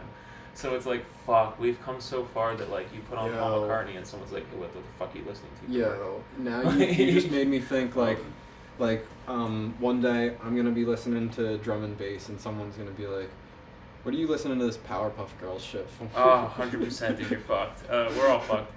Like, but that's the thing, it's like, I'm into things that are old even for me, so I'm fucked when I meet like a 20-year-old and they're like, what the fuck are you doing? You want me to blow your mind right now? So when I was working at the record factory, there were, you know, we kind of had like I feel like I was kind of part of the older, not older, but just like the prime age of the people who worked there. Like everyone was kind of around my age, and we all kind of like grew up with the same music. So you know, once we got a break from the noise, we could actually talk about music. So it's actually and really stuff. loud in there, huh? Yeah, wow. Yeah, definitely. Yeah. But then at one point they started hiring younger kids, and it was like I was like 27 at the time, and they started hiring like 23-year-olds and like 20 to 23-year-olds, and I had two 23-year-old coworkers, and we got a Jack Johnson record, and we were pressing it, and you know, one of the guys that was my age was a huge fan of Jack Johnson. Sure. And so one of the 23-year-olds came in to the I guess we'll call it the listening room, and she put this record on, and she was just like, yeah, apparently Devin really likes this guy, and I was like, oh, okay, cool, like who, what is it? And she was like this guy Jack Johnson, and I was like, you're saying it like it's some random guy, and she was like, oh, it's not some random guy, and I was like, oh man, it's not even that old. Hold the fuck on. You're not gonna make me feel old today, but she did. Well, here's the problem. His first record is 25 years old. It's a quarter century. Fuck me. He kind of stopped making big hits almost 15 years ago. He had a decade where he like pumped out for being just a guy with an acoustic guitar, he pumped out a remarkable amount of huge fucking hits. And I played them for her, and she did not know them. No kidding. And, well, to me, and we to brought, the degree to which I'm like, she's ignorant. I'm like, dude, we these brought are other still 23-year-olds played on the radio and shit now. They're staples. Like, we brought other 23-year-olds in the room, and they like these are people who got a job at a record pressing plant because they're into music, you know, and I would have plenty of conversations with them about music, and like, you know, some older stuff too, but it's like it's older stuff that's popular now. Like dude, I was a huge fan of Crystal Castles. Do you know Crystal Castles? They were on 104.5. They had a song on 104.5 with Robert Smith. I can't remember one song off the top of my head, but I know them by name, and I am aware they're like an electronic duo, right?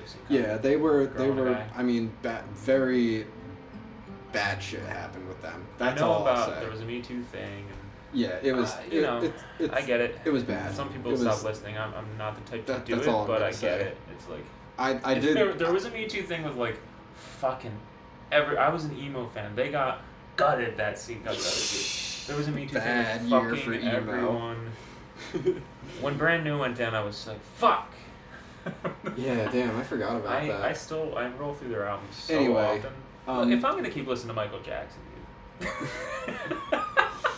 Anyway, Crystal Castles. I like my sexual assault done to adults, not children. Okay, it's. This is not what the Stealy Jax podcast is about. That part is. We're gonna have Jamie edit that one out.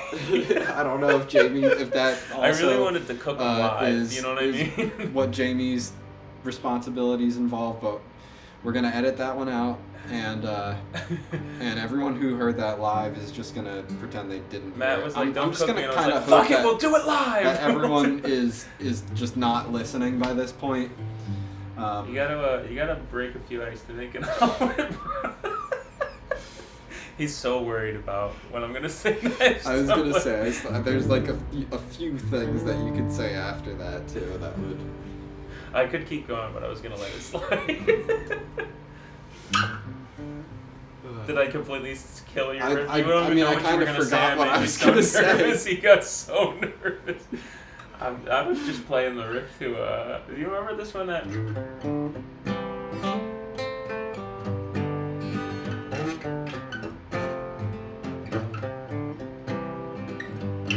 That's a Beatles song, right?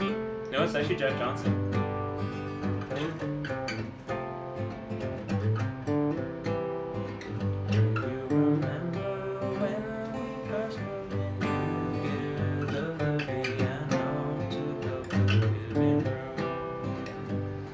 It's my favorite track. It's not like a radio hit, but it was called Do You Remember? It's on what's the yellow one, In Between Dreams? It had I didn't actually follow Jack Johnson. I was just I'm just a fan. Alive. He's inescapable. I don't live under a rock. If you'd ever been to a beach between the years of 1999 and 2015, you've heard Jack Johnson. They definitely have heard him. They just didn't know. Oh, I'm so mad that they don't know. It's too recent. It's like one time, I guess culture's really transparent. I guess for people who aren't artists and it's just pop culture to them, everything's very transient. It's like, okay, give me a new piece of candy. You know what I'm saying? And I'm like, as an artist, you get very attached to everything. And so, like, I'm talking to a girl in high school about the album AM, and she goes, isn't that kind of old? I was talking to her in the year 2014. The album was, like, less than 18 months old. And she called it old. Like, and I was like, I guess by the standards of, like, fucking the new pop thing every 5 minutes, but it's not an old rock song. Like, the song's still in its initial radio cycle trying to promote that record. You know what I mean? They're still making their sales. I'm like, what are you talking about, dude? But it's like, that's how quick that woke me the fuck up, where I was like, oh shit. Like, can you imagine how overwhelming it must be to have been, like, the Beatles are one of the bands competing with them in the 60s when, like, 11 different styles of music got big and then got passé in, like, 5 years. and then at the same time, every time a new style of music came out, there were a million different bands that were just like, oh, this is us now. Oh yeah, and also people trying to, claim it for their own, and there was always that. That's what the fucking Monster Mash is about. people just like stealing their dances That's so and funny. shit. I didn't know that. And then there was like, it's like, well, it's also a record company thing. Like, say there's a bunch of, well, it's like Nirvana happens to be, they're a legitimate Seattle band. Obviously, there've been bands like Green River toiling away in obscurity for a decade almost. I'm not even kidding. I was listening grunge. to a Green River song today. And like, in many ways, I think those bands probably rightfully appreciated Nirvana because they basically got them all hired. Like, Nirvana signed and got so big that every band that inspired them immediately got a major label deal if they wanted it. Like, immediately.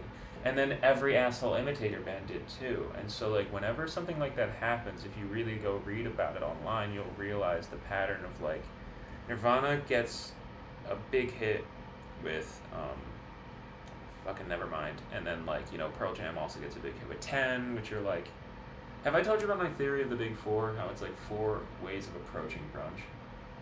No, I don't think so. I kind of think of it as like indie rock and punk is Nirvana, classic rock is Pearl Jam, metal is Alice in Chains, and then I don't even know what to call the Soundgarden element of it. I had one at the time. But Soundgarden, I think, always had kind of like a trippy, like, acid element. Yeah, fair enough. So that would be like the psychedelic element, I think. And to me, if you take those 4 bands, that's kind of, they all have a foot in the grunge thing, which was that heavy, kind of downbeat, kind of hard, scratchy alternative rock thing, but they all had a different angle they were coming at it Yeah. from. And then every band after that was kind of picking on some elements of that.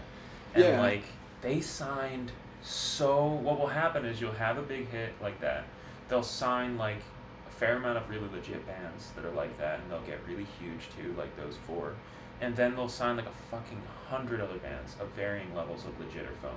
Yeah. And then 50 or 60 of them will be dropped within 18 months. And over the next 10 years, most of them peter out, and maybe 20 make it the distance. Mm-hmm. And like, you'll watch people get deals and lose. Like, making a major label deal is not the guarantee that you have a career. You know what I mean? You might get to a level you never thought you would. You're definitely going to be given a chance. Just a fucking peer.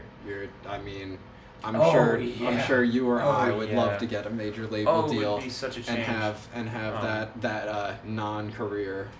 No, yeah, I guess I don't mistake me that it's not a massive opportunity. No, but I'm not going to say it like can I don't be know what you're squandered, saying. and you can end up basically like playing. You can end up bars. I mean, you can end up. I've met people who've had worse. major Yeah. deals that did not have a life because they're Yeah. like a UPS driver. Absolutely. Like, because they'll sign people just to see and then fire them really fast. It's Oh, crazy. yeah. Because Well, it's part of a trend or the money that they give you is essentially a loan. Yeah. Yeah. I mean, we could get all into that, but I was shocked that Jimmy Eat World's like a second chance band. They got a major label deal. They made the now highly respected Clarity, which is like a staple of like Midwest emo, and got immediately dropped by their label because it just didn't sell. Because it's not a pop record, and it wasn't the style that was. There's a lot of stories like that too. And they made Bleed American on their own money. They toured and sold like independent records on tour of their own accord in a van, and they saved up enough money to like make the middle and make that, and I find that incredible. That record's so polished that they made that on their own money, and then obviously got a deal with DreamWorks who got fucking huge. DreamWorks had a record company. It became Interscope pretty soon after, and then I think even Interscope's gone now. I mean, it's been the record label business can be really volatile. Yeah, something else ate that. Basically, Atlantic and Capitol own everything, and all the sub labels flop around and get fucked up all the time. But basically, those two own the entire record industry in America. Like. Some element of Sony. I know. Yeah, I was gonna say I know Sony because when I was in school, they taught us all this stuff, and I remember my one music business teacher would start off most of the classes just by saying, "What are the 3 major or maybe there were 4? I don't know. Obviously, he didn't hammer that in my head well enough, but he would start off just by saying, "What are the 3 or 4 major labels?" And we would repeat. I just remember one was Sony. Yeah, Sony BMG. I think one Sony was Music Group is huge. Warner is, or at least was. And it may even be, it's hard sometimes to break through the illusion of choice, because even most indie labels have a distribution deal with either one of the big guys just to be able to get their later records out. There is an actual, it's not just, like Coke owns a lot of different companies, but it's still like just because Fanta was made by Coke doesn't mean it doesn't just make it Fanta not taste like Nazis, orange. Oh, for sure. That too. Yeah, it doesn't mean it doesn't taste like oranges, Isn't it ironic that the car that represents the hippie movement was developed for the Nazis? I mean, there's all kinds of. I don't know about the irony beetle itself, but when we talk about that kind of thing. But speaking of well-dressed Germans, those shoes look very very nice. I'll get them and very German. These are my German. These are when I go visit the camps to make sure everything's going well. I'm really here to fucking make it hard for him today. You think this is my sense of humor chilled for television? Like this is so bad. Well, we're hopefully television at some point, but I was gonna say, and this doesn't make it too much better. I was gonna say they look like they could also be Italian. These are definitely like fucking Chinese or something, because they were $50, and like I realized recently that this isn't a scuff, this is bonded leather, and it's coming off. Bonded leather is shit. If you ever realize something you bought is that, don't buy it, because it comes off all over the goddamn place. But these I purchased for literally my Beetlejuice costume, and then I liked them and I kept wearing them to work because they're just boots. So you brought up something that I find interesting, and something that leads me to a question that I plan on asking at least most of the music people that I have here. So the thing that I just wanted to bring back up is how grunge is the genre that everyone talks about that this happened with, but the fact that at one point a new style of music would come out and it would come from some city, grunge, Seattle was like the mecca of grunge. Oh, for sure. And so Nirvana came out, and once they came out, everyone knows the story. They started signing bands from Seattle left and right, and that's how a lot of those bands became known and loved. So that kind of doesn't really happen anymore. Would you say so? I would say so, yeah. Even with I feel like Chappell Roan and Sabrina Carpenter, they kind of got brought in at the same time, and well, this kind of goes back to what you were saying about how each grunge person kind of brought their own flavor. Like those two artists are not necessarily similar. Chappell Roan and who? Chappell Roan and Sabrina Carpenter. Okay, I'm aware of both. Does Chappell Roan do fucking Casual now? Is that her, or is that someone else? I really don't want to be the asshole. I can't remember. Fuck me. I'm not in touch They're with. not. I'm not as in touch with pop music as I would like to be. Yeah, they're not artists who I've given my time yet. I know their names. But yeah, what I was gonna say is so they were kind of both came into the limelight at the same time, and like they both kind of almost have like a similar. I'm gonna get, people who actually know a decent amount about both of them are gonna. But the point I'm trying to make is that sometimes you get styles of music like that come out nowadays, and it's like you get this person from somewhere over here and someone from a completely different city, like certain rappers like J. Cole is from fucking like North Carolina, and Kid Cudi is from Cleveland of all places, And I feel like I'm not gonna say that this is how they got famous, but that's like a good example of the type of thing that I feel kind of tends to happen nowadays because of the internet, and because when vaporwave first came out, like there's certain cities that kind of have like a big vaporwave scene, but overall vaporwave did not come from a certain like physical place. It came from the internet. You know what I mean? That the internet's probably, so I would say that, tell me if I'm wrong, I think what you're pointing out is that trends have overtaken the concept of scenes.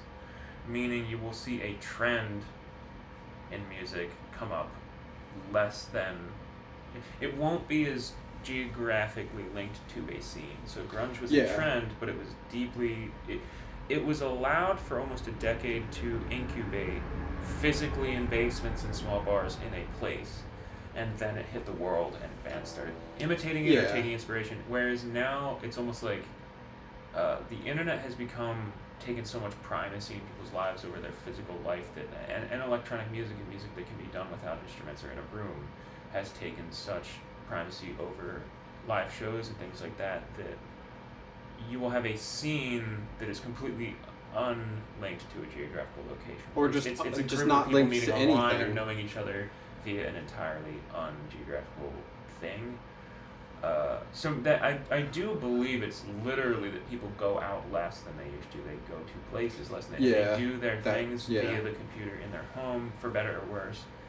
And so I do think the scene thing still happens, but I understand what you mean that like most of the big trends, like let's take emo rap. Is there a location that is associated with that? Juice WRLD and Lil Peep and all these people, like was not that I know of. Yeah. I mean, Atlanta is kind of where a lot of, like, I feel like Atlanta was big for a while, and then it kind of became like, it was like New York kind of a little bit again, and like California a little bit again, and then when like trap became really popular, that I feel like Atlanta kind of started to come back. Atlanta and has like fostered a lot of things. It's interesting. Like, isn't REM? I don't know about Atlanta. Cuyahoga is a county, and I don't know what town is in it. But like, I think they're from Georgia. And there was like a scene of underground alternative in the 90s that took off there. It's like there's been different times in big cities like that have healthy music scenes where entirely different styles have born out of them. Because I mean, like indie, like Seattle was home to alternative rock, but it was also Evergreen State College, and then its proximity to Seattle was huge for Riot Girl, which was like fucking insane feminist female punk. And I say insane because it's just like really fast, really high energy, really aggressive. I mean, that was kind of like, that was also part of grunge, and like, it had a relation. Like interesting enough, like Hole, I would consider, she herself literally dissociated. She was like, "Oh, don't call me Riot Girl. I don't like that bullshit." She was like, "I'm grunge." I mean, and they definitely were probably more just grunge gets than mad the other about thing. Anyone calling her anything. I think that she was comfortable. I don't know. Like, none of them liked the word. You know how like a scene name is always imposed on them? They rarely come up with it themselves. Yeah. Like Kurt made fun of grunge. He once there was a Electro-Harmonics, ELP, one of those cheap pedal companies that they looked like the Boss pedals, but they were cheaper. And they made a pedal called the grunge pedal, and it was a distortion pedal. And he like used one at a show as a joke, and then threw it into the crowd. And someone's brought it to like the pawn shop guys on that TV show, like Pawn Stars. They were like, I can give you $5 for it. They didn't want to give him shit for it. It was the one. I think they verified that it was, that they had trouble verifying or something, but he said it was, he caught it in the crowd. But yeah, like, so scenes don't usually like their labels, but like Death Cab for Cutie, similar to how, like, you know how a scene will not often be where the bands are from, it's where they would meet. So like, yeah, the like Philly scene's often attended by people like us who are from. Yeah, like it's like Sonic Youth in New York. They weren't actually from New York. Like, if I got a major label and got big, they'd probably associate with me in Philadelphia, because what the fuck is Worthless? Yeah. And so, like, what was Nirvana was from Aberdeen. Yeah. Death Cab for Cutie was from Bellington or some bullshit. The place where that explosion happened, that crazy explosion that was like a huge national tragedy, and like at a different time, Seattle was home to that, like the birth of that sort of twinkly indie rock sound. Yeah. With like Pavement, Death Cab for Cutie, and all that shit. And I feel like that was kind of also just adjacent to grunge. Like, I feel like when I listen to Pavement, it also kind of makes me want to listen to Nirvana, you know? Yeah, I would say they were pretty distinct styles, but of course there was something about indie and alternative rock in the 90s that, like, you couldn't help but want it all. You know what I mean? Like, it's all just such cool, weird, dissatisfied alternative music. Like, I love the feeling of the, like, uncontented suburban. It's, like, the vibe I'm in love with. Because, like, everyone from the suburbs kind of, honestly, usually has a better life than the people in the city, but is not happy with it. But they always feel like the grass is always green. Yeah, for sure. Yeah, I mean, I know I definitely felt like that as a kid. Oh, yeah, it's very relatable, and I just think that it's, like, the human condition is what it is. You're never going to be, like, so, comfortable. So that leads me into a question, actually, that, but I'll get back to my point from before. A question that I was planning on asking, at least, which is, how do you feel that your music relates to, like, the South Jersey experience or growing up in South Jersey? Because I know I was listening to some of your songs earlier today, and there was definitely a lot of that in it. Well, thank you, because that's the goal. I mean, particularly, of course I am of a place, and so to be of a place is to have it through you. So everything you're writing is going to be your experiences, and they all happened here. I mean, you know this. I mean, I grew up in Marlton. I went to Cherokee High School. I moved to Medford, which is one town over. Voorhees is the town I was born in, and I live there now. So, like, I never went very far, except for when I lived with my sister for, like, 2 years in PA Mountains, which was shockingly different for how close it is. But yeah, I don't travel much, and so, like, I literally have only known this place, and I love this place, and so, obviously, lyrically, it's had a huge influence. Stylistically, I'm not sure. I mean, well, if you had to, like, blanket statement put between 1 and 3 genres on me, what would you say?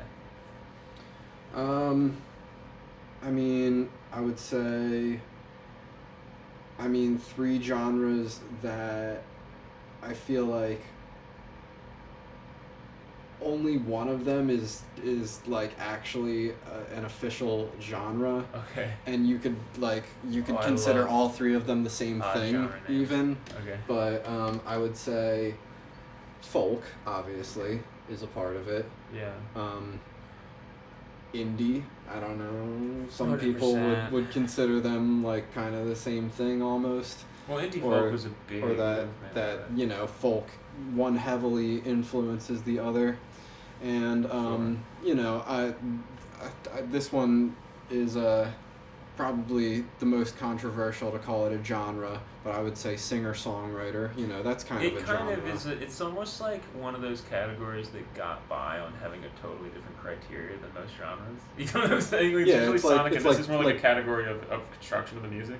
Yeah, like I get world it. music. Like, this is. It's. Like, what even classifies it as world music? This sounds like it was made in Africa. And yet there's to an like American. somehow there's like something that makes sense about it, because it's usually something weirdly vague and new agey that incorporates a style from any random country in the world, but isn't quite traditional African music. Do you know what I'm saying? It'll be like fucking Enya or something. Something that an American has not heard from some country that they don't know about. Yeah. That sounds like it's probably traditional music. It's gonna be the Buena Vista Social Club collection, and that's all. Like,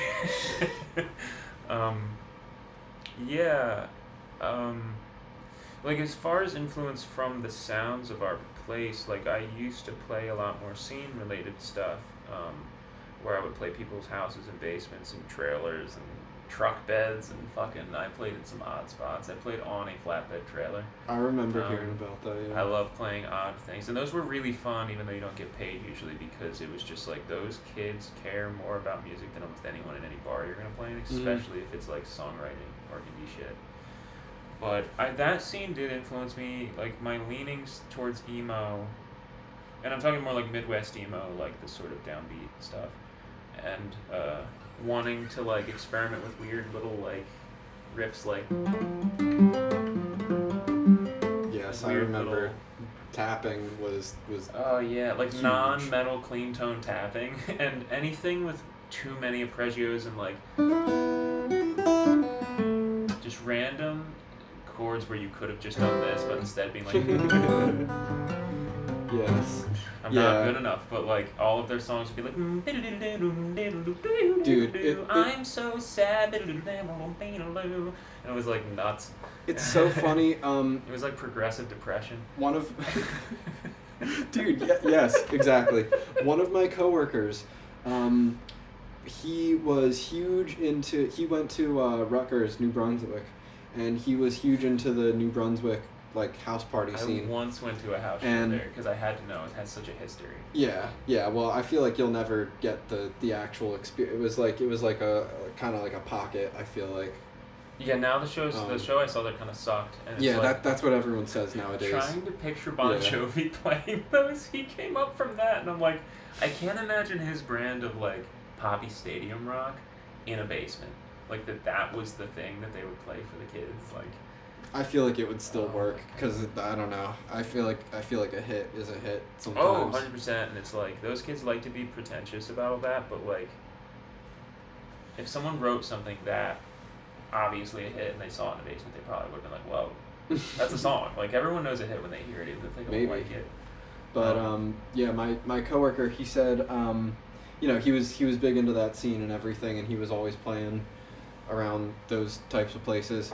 And he was like describing to me exactly what you just said, and like being like, oh yeah, like you might not understand what I'm talking about, but like when they go like this on the guitar and like and like do like different time signatures, and it just sounds all weird and like kind of like angular. Like I feel like if you use the term angular to describe music, then South Jersey music from what like 2012 to like 2018. Yeah. It kind of died with COVID, and it was already on its way down because it was such a homogenous scene.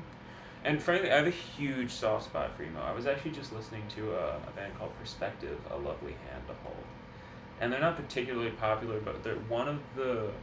I'm fascinated by the emo thing because it comes in waves, and so it's like, do you know that whole theory about like waves of emo, where it's like first wave emo is essentially it was emo core. Yeah, well, a lot DC, of most music I feel like has its waves like that, like. But it's such like house music definitely comes in waves. Yeah, for sure. Techno just had a pretty high point, and I feel like techno is right now riding the downslope, starting to realize that. Oh man, people don't actually care about the music. Like, shit, all right, we're starting to ride that down slope a little bit. I came of age musically during the emo revival, as they called it, because it was like the 90s emo sound kind of came back in that exact era you're describing, and that's modern baseball, it's the front bottoms, it's sorority noise, it's brand new coming back for a minute there. And even that kind of stuff people don't really associate with emo, like people think that you're talking about like new metal and stuff when you say emo. Really? I feel like the mainstream or like public, at least like if goth. they hear the word emo, they think almost exclusively of third wave emo, which is emo pop, which is My Chemical Romance. It's Hot Topic eyeliner emo. Yeah. Gothic style.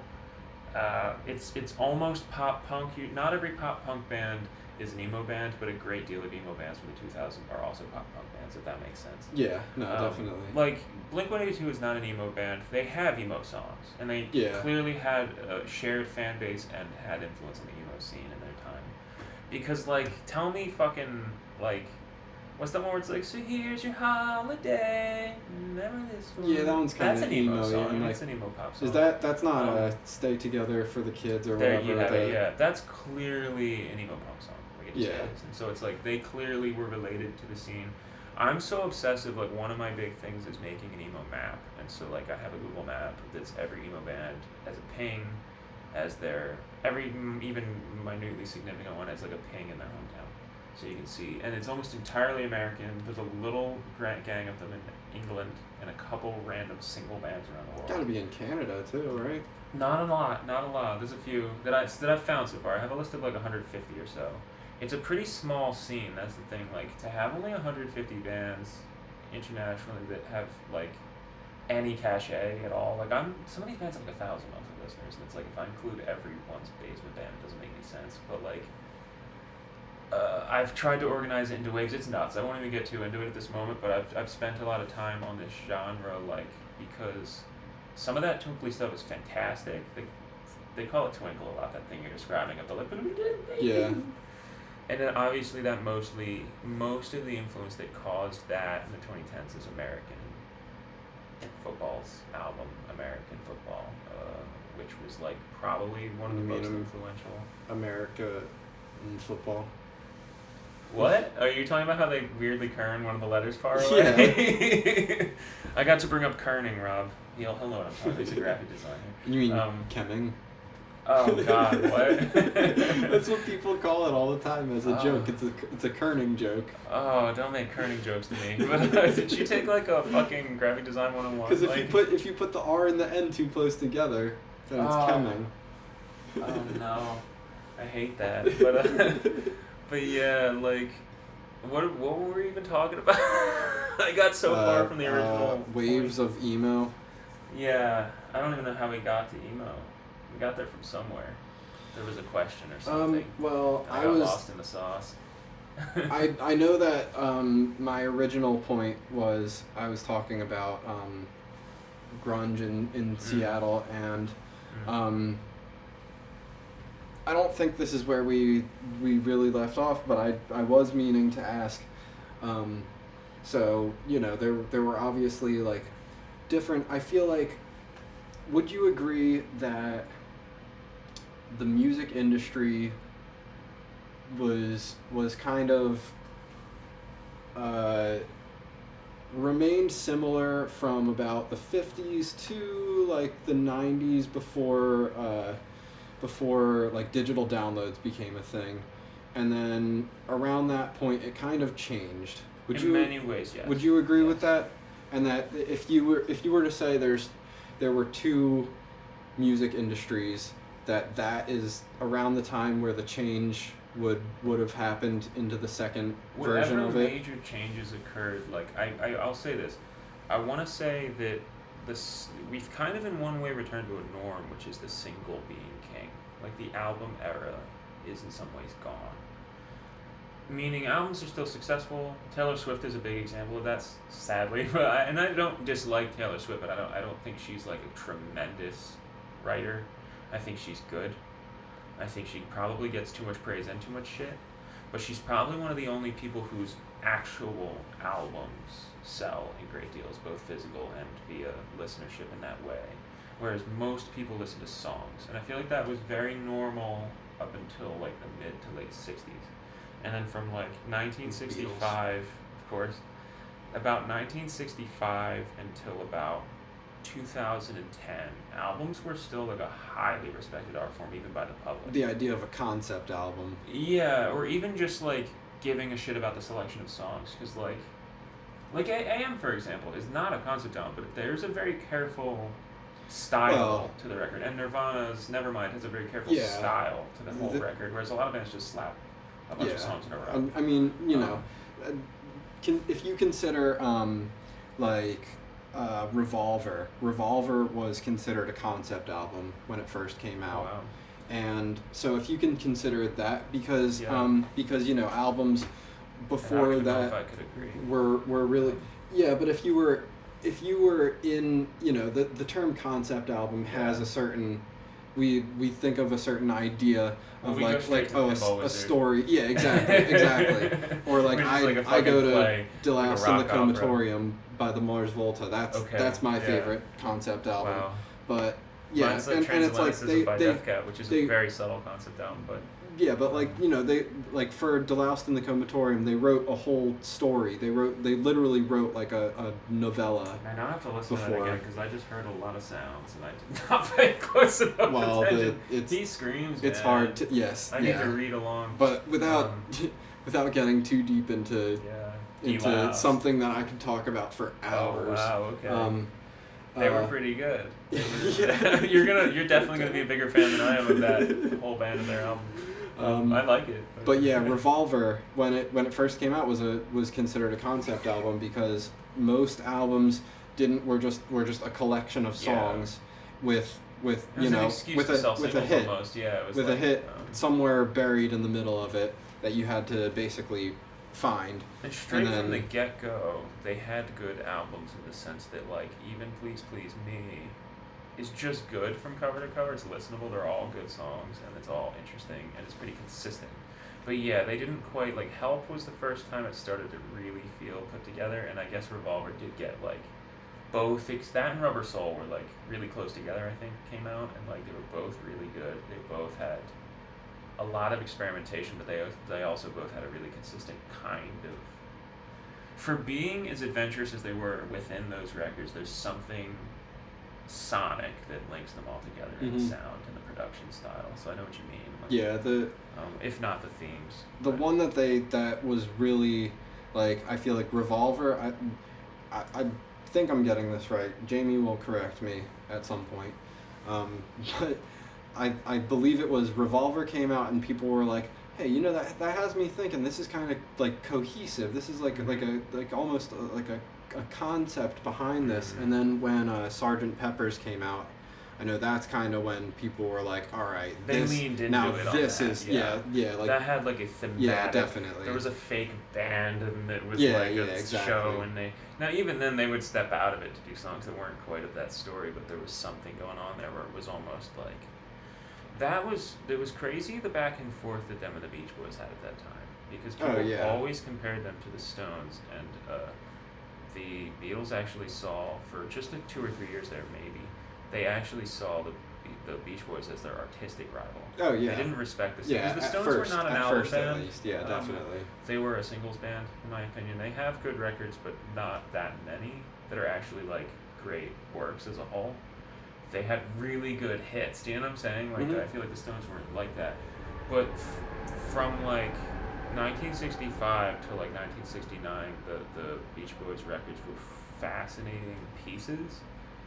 And now it was only like from 1965 through 66 that those were successful. It was basically Pet Sounds and Today or Tonight or whatever the fuck it's called. But like Smile like was a flop at the time though. It's only in hindsight that it's become, because they promised so high that Brian like had a fucking mental break. Like they were calling him a genius and everything else. He lost his goddamn mind. But I believe Paul McCartney, when they released Pet Sounds, said that God Only Knows might be the most beautiful song ever written. And like imagine hearing that come from England. Like I'd lose my fucking balls and be like if someone said that to me who was of that caliber at that time, where there was no one who could like beat them or catch up, like that would be really wild. But, almost like being Trent Reznor and hearing Johnny Cash cover your song. Oh yeah, and then die like right away. Like you know what I mean? Just like, that's the last. That's kind his of mic drop part at the end of his that, career. It's one of his most. And if I'm not mistaken, when the Beatles made Revolver, it fucking shook Brian Wilson so hard that they made Pet Sounds, because he had to do, like you said, something cohesive. And that actually helped inspire Sgt. Pepper. And then that's a real back and forth that they've talked about. I believe I heard from my one of my teachers. He said that apparently Brian Wilson was driving like to the studio. He was about to go record or something, and he you know, he was about to go record because he wanted to be better than the Beatles and everything. And then on the way to the studio, Strawberry Fields came on, and it was new at the time, and he had never heard it before, and apparently he just pulled over and just started crying, and he was just like, fuck, like, they won, like, I'll never be better than this. I will never write something that will be better than fucking Strawberry Fields. It's insane. It's crazy listening to, do you ever listen to, like, both the Beach Boys and the Beatles are really well cataloged, and by Michael Jackson. Weirdly enough, the Beach Boys are actually better cataloged by Capitol Records than the Beatles are by their record company. Meaning, like, you can hear fucking so much shit. Every outtake, every different arrangement, every live recording. You can hear them argue in the studio. Like, there's if you want to, there's a remarkable amount of history to hear about that band, just straight from audio. And they've done a great job mastering it and everything. You'd think that, like, you know, just stereotyping, you'd think that the British would be better record keepers than Americans. Yeah, I mean, I don't know. Checkmate. Who knows who at fucking Capitol was up to it, but, fucking, and the Beatles are well cataloged. I mean, there's a bunch of shit. It's insane. There's like 4-hour versions of fucking the White Album that you can listen to, but like, and I fucking have, but, listening to them was really fascinating because you realize how much assembly took place on songs like Strawberry Fields, and they had quit playing live. They only played live in the United States for 2 years. The Beatles came in 64 and they quit in 66 because it was getting sketchy. Like, the KKK was showing up, people were throwing firecrackers on stage. They couldn't play well because they couldn't fucking hear over the screaming. I was gonna say Yankee Stadium also, like Yankee Stadium, they had no amplification for it. It was literally just the Beatles in the middle of a fucking baseball field, and then you'd be sitting there just like, no, I didn't hear it. Yeah, so it was like, and they were probably the only band that was successful. Even the Stones probably couldn't have done it. They were such money makers on record. That, could you imagine saying to a record label now, I'm not touring anymore, fuck you. Keep paying for me to make albums. Yeah. They would tell you, even they Taylor would laugh Swift in your face and tell you to that. go fuck yourself. Yeah. Because revenue is from someone that old brings me, put it really well. That brings me to my point. Go ahead, though. There's a quote I love, and I wish I remember who said it, but it's an older rocker. And he said, we used to tour to support our albums, get them sold. Now we come out with an album every so many years as an excuse to tour. Exactly. Because the money incentive has changed drastically. That is the perfect... See, and that goes exactly with what I was saying about how the music industry has changed somewhere in, like, you know, the late 90s, early 2000s. Oh, and it was Napster, when 100%. Yes, no Napster question. Single-handedly killed the music industry. Napster and everything associated with it that came from that. Absolutely. And I have very unpopular and uncool opinions on music artists. Nobody likes them. Nobody wants to hear them. I think we've talked about this before. I'm always that dork who goes, yeah, it was wrong. It was too much. Well, yeah, here's the and thing. I never did it much. I'm not saying I've never so put a song on a YouTube video or stole a song. I'm not saying I've never done it, but there was a period in which 98% of music sales were illegal. Like, and this idea that you can't profit off of your ideas that you legally own, and it basically ended up pretty good for the consumer in some ways, in that streaming is crazy. For like $20 a month, I can listen to literally. It would be like if I could fill my house up with records to the brim and then infinitely more for like $20 a month. It would cost you all the shit I just told you I listened to. I could have never bought all of that. But I don't think you ever would have ended up with, like, the technology was inevitable. The death of it being commonplace to have a physical record was inevitable.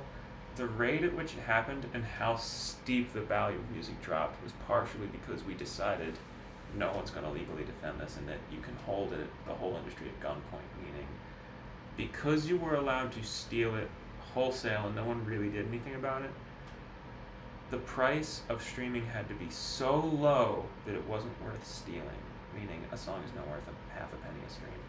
Oh, which means you'd have be to lucky be if it was Taylor worth half a penny. Swift if you even want to make any money off of it. You can be like moderately successful and not. Really, it's only touring. I'm sure Taylor Swift isn't really you know, looking at her It's streaming certainly checks not too why much. she's a billionaire, but I will say she is making millions off of she has like 53 million monthly listeners, and that's just how many different people are listening, not how many times each one of them streams. So she is making big money. You can profit Not off off of it. streaming though. Off But streaming, sure, but it's not They big also money do to better her. deals for them. That's the crazy part. Like, not everyone's stream is equal. They'll pay her more per stream, not a lot, but by some amount, and it matters when you're multiplying by 50 million people, because obviously she influences how many people even get spots. So it's a so she real can- deal. she can- and I don't think it's nefarious. She That's how has business more works. leverage. Yeah, You know, it's they just didn't business. Like, they didn't she has decide value. they didn't decide to give her more money per stream out of the kindness of their own hearts, you know. Nor because they just like rich people. It's just that like that's business. The value you bring is the value you get. Yeah. Obviously, So that brings me to a pretty obvious point, I feel like, which is, what do you think is as a musician, which era would you rather live in? The era where you you really have to work hard to get signed, and only a handful of people do get graced with that, you know, getting signed and being chosen by the money people, and then now you have your 5 minutes to show them what you got, and then you know you have like a 50-50 shot basically at being a star, or the modern era where you can, you know, you don't have to wait to be blessed like that. Like it's still not a bad business model nowadays, waiting to be blessed by a label like that, but you don't need the label. It's weird because I don't know how much we've really broken down the label system the way we think we have. Well, there, you know, things like That's that, the funny but also like how you were saying about touring and everything. Like touring is basically how musicians make their money now, versus back in the day, like was huge. Like the Beatles just coasted off album sales for a while. Got to like stop, like which is nobody incredible. can do that nowadays. Yeah. I'd love to say that I'd prefer to have tried, like say when I was 21 and I decided I'm going to really try music, I would love to say I would like that to have been 1964. But would I have really been able to compete with those fucking people? Well, probably not. I don't know. You're dealt the cards you're given, so I'm happy to be where I'm at because I have it at my disposal. How do I know whether I would have even had... I can't estimate my own talent. I think I'm pretty good at songwriting, singing, and what I do, and I know what I know at bare minimum is I know how to make the music I want it to make. I don't know if it's actually good or anyone gives a shit, but like I learned much of what I know through listening to great previous artists, and if they didn't exist, would I have even come up with this? Do you know what I'm saying? So if it was 1964, would I have come up with... To write the songs I've written now, I would have had to also invented everything in between. Do you know what I'm saying? I would have had to have been fucking brilliant. I don't know if I had any of that inside of me, or is it just that I'm really good at listening to great things from the past and coming up with new things, knowing that already. Well, isn't that what they also did? Yeah, back but then? they came up with something built on everything before then. Do you know what I'm saying? So it's like, if my songs now... What if the songs I've written now would have been big in 1965? But they were That's made in not... 20... Now, would I have made... I definitely wouldn't have made these songs per se. I might have written different ones. And maybe they wouldn't have split up that's to kind those of... bands at all. Yeah. And I would have been just the same fucking random guy with a guitar, and I can live with that. You might not even be playing guitar. You might be playing a different instrument. Yeah, and I might, you know... What I do like about now is, even if no one listens to it, I really like purely just making it. I really love hearing dreams in my head and being able to be like, I can make that world. And now there's an album and I can go. I'll listen to it myself once in a while. I don't give a shit. Like, I wrote songs I wanted to hear, so sometimes I'll listen to my own record. And it's like reliving a whole portion of your life. Yeah, that is true. I made something I thought was pretty, so I can really enjoy it and dissociate from the fact that it's literally listening to me. Yeah, and couldn't do like, that back then. No, it would have been too expensive. It would have been too hard. Like, Yeah, I wouldn't have had. If you were like a rich kid, then sure. Maybe, and in many like, cases it wasn't. Like, get you would have had to funding and all that. able to get to a studio. It would have been big time. Yeah, you money. would have had to live in a city and all or that known too. a guy who was in a record company. It's like, it was. it wasn't until the 80s that they started coming out with things similar to what, because I'm not really up to drum date. machines. Well, they also had like literally just, which were very expensive too. You had to be rich for that. The precursor to these were 8-track tape players and stuff. 8-track tape recorders. I mean, like not 8-track, like 8, like it would be this thing, but basically going to cassette tapes. Yeah, just tape. And they were not recording. entirely prohibitively expensive. They were expensive, but people started to record at home. That's what like Daniel Johnston.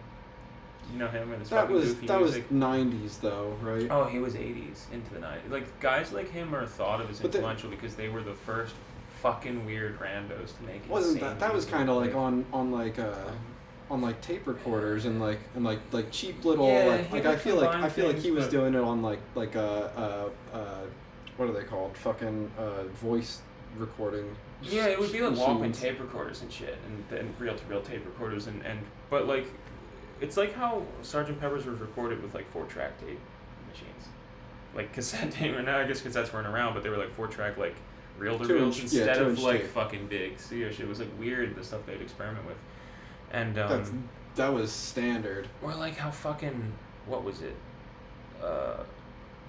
Boston. He recorded it in his basement. Boston's debut record, which is a crazy sound to get out of a basement studio. Yeah. Now, of course, he had to have invested a lot of money into his basement studio, but he actually had to go around. Do you know that story? Like, he had to go around the record company and lie. I definitely vaguely sign-ins that there was their rule. You recorded our studio A, studio whatever one, and he would like rent time with them and like forge forms and shit and lie to them and then record it in his basement. And he wasn't allowed to do it. They didn't give him permission to do it. They didn't trust him to do it with the money they gave him as an advance, but he did. And then when it was a big hit and they found out, they were like, well, I don't give a shit if all's well ends well. It made millions. Fuck it. Do whatever you want. Like, so... Pretty rock and roll. I guess at the end of the day, like, I don't actually utilize today's technology as much as you'd think I did. Like, my entire album was recorded on something like that. It was recorded on an 8-track Zoom recorder, which is, I will give Zoom a huge shout out. It's a remarkably powerful machine. It's a little bit fancier than the one you have, but these are also, I'm surprised what I got out of it. No, Zoom makes good shit. Like, for being a I didn't do it on Pro Tools, I didn't do it on a laptop, it was just this fucking 6-track digital recorder with effects built in and stuff, and I recorded the entire album through that. I literally did a lot of the post work on Audacity. I mean, that's all part of it too. The feel of the music. Mm-hmm. And I was big on that because I was like, everyone uses Pro Tools, and like, there's no problem with that. In fact, I will probably end up getting Pro Tools and learning that because it's industry standard. But I feel that there's a lot of homogeny in music now, and part of it is if it used to be like everyone had a different model tape track, and everyone had a different guitar, and everyone had a different board in their studio. Yeah. Like they talk about the Sound City board, Dave Grohl's obsessed with it and had owned it for a while.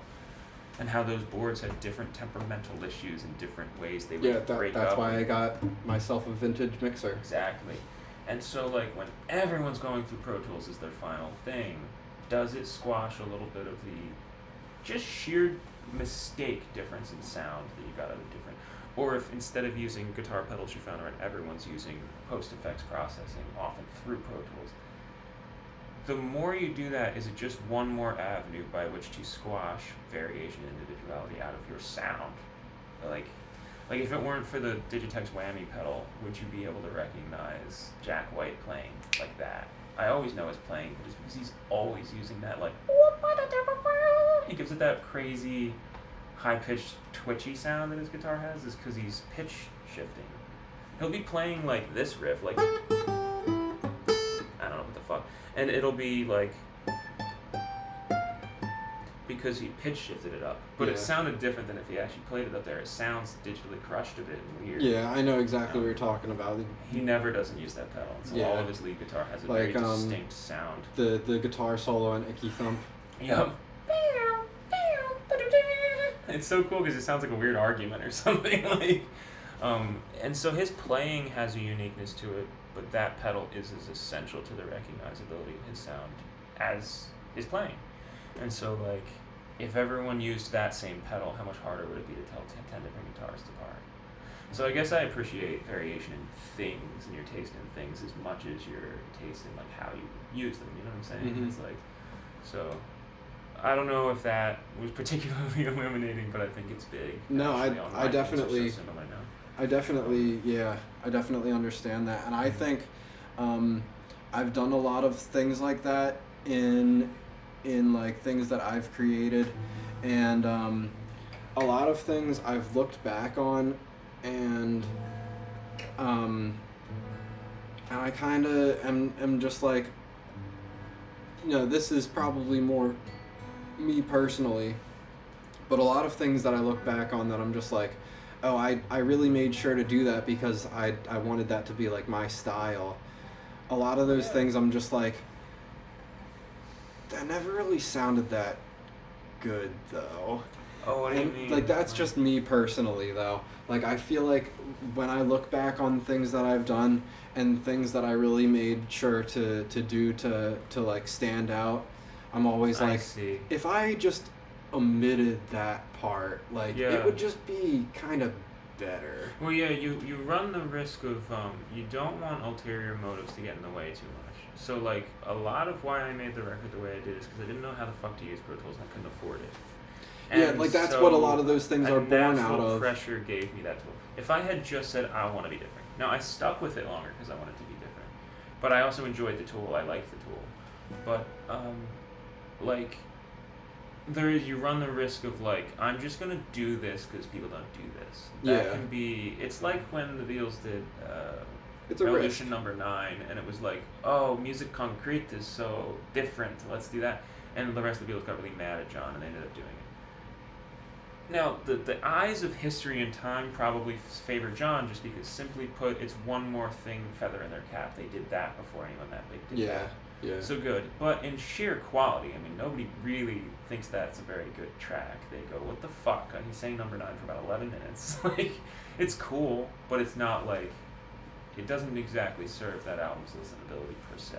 It's just the risk of experimentation, I think. Yeah, for sure. Because, like, I'd say 9 times out of 10 when I have gone and like I said, made sure to do something to make myself stand out, it's like 9 times out of 10 I look back and I'm like, that was kind of stupid. But then it's like that one time, it's like sometimes when I bet, sometimes I'm like, oh, let me bet on a bunch of favorites so then I have a better chance of winning. Mm-hmm. But then sometimes I'm just like, what if I bet on a bunch of underdogs and then, most of them aren't going to win, but then the ones that do win will make up for the ones that I lost. Yeah. That's kind of how experimentation and do you mean this on things music you've is. Made or things you've released more often that you have that feeling of like regret on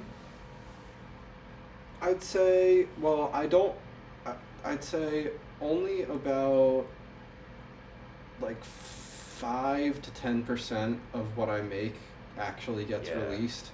So I'd say most of the stuff I've already listened to it millions of times before I choose to release it. So all of that stuff I've already caught. I'm so bad at that. You know that thing like, oh, you gotta write 100 songs if you want any good ones, or you gotta record 100 things to get one right. I'm like the fucking antithesis of that. Like, if I made something, it's probably out, but I don't make that much stuff. Like, I guess I have a litter of demos and a litter of songs that I've written that haven't made it. But like, if I actually finish writing a song, usually it's going somewhere. Oh yeah. I don't I would say a lot of thing. writing and recording in the form of practice. I'm sure you always intend them to be something you want to use, and then you go, it's not that, it's a B-side or something. But like, I'm not prolific. It's probably my biggest weakness. I don't know if it's a weakness or not, but like, it's my worst quality is probably that I don't write a lot. I don't record a lot. I run the risk of sounding self-impressed, and I probably do have a bit of a streak of like loving the things I make. It's like it's whatever. It's just is what it is. But like, and I've always had a humor about it. But like, if I actually put something out and you can find it on streaming or something, I'm usually super happy with it because I spent 7 fucking years on my album. It's way too long. I spent the same amount of years on my album. So you get it. Like, I would not release it till I wanted it that way, like until I loved it.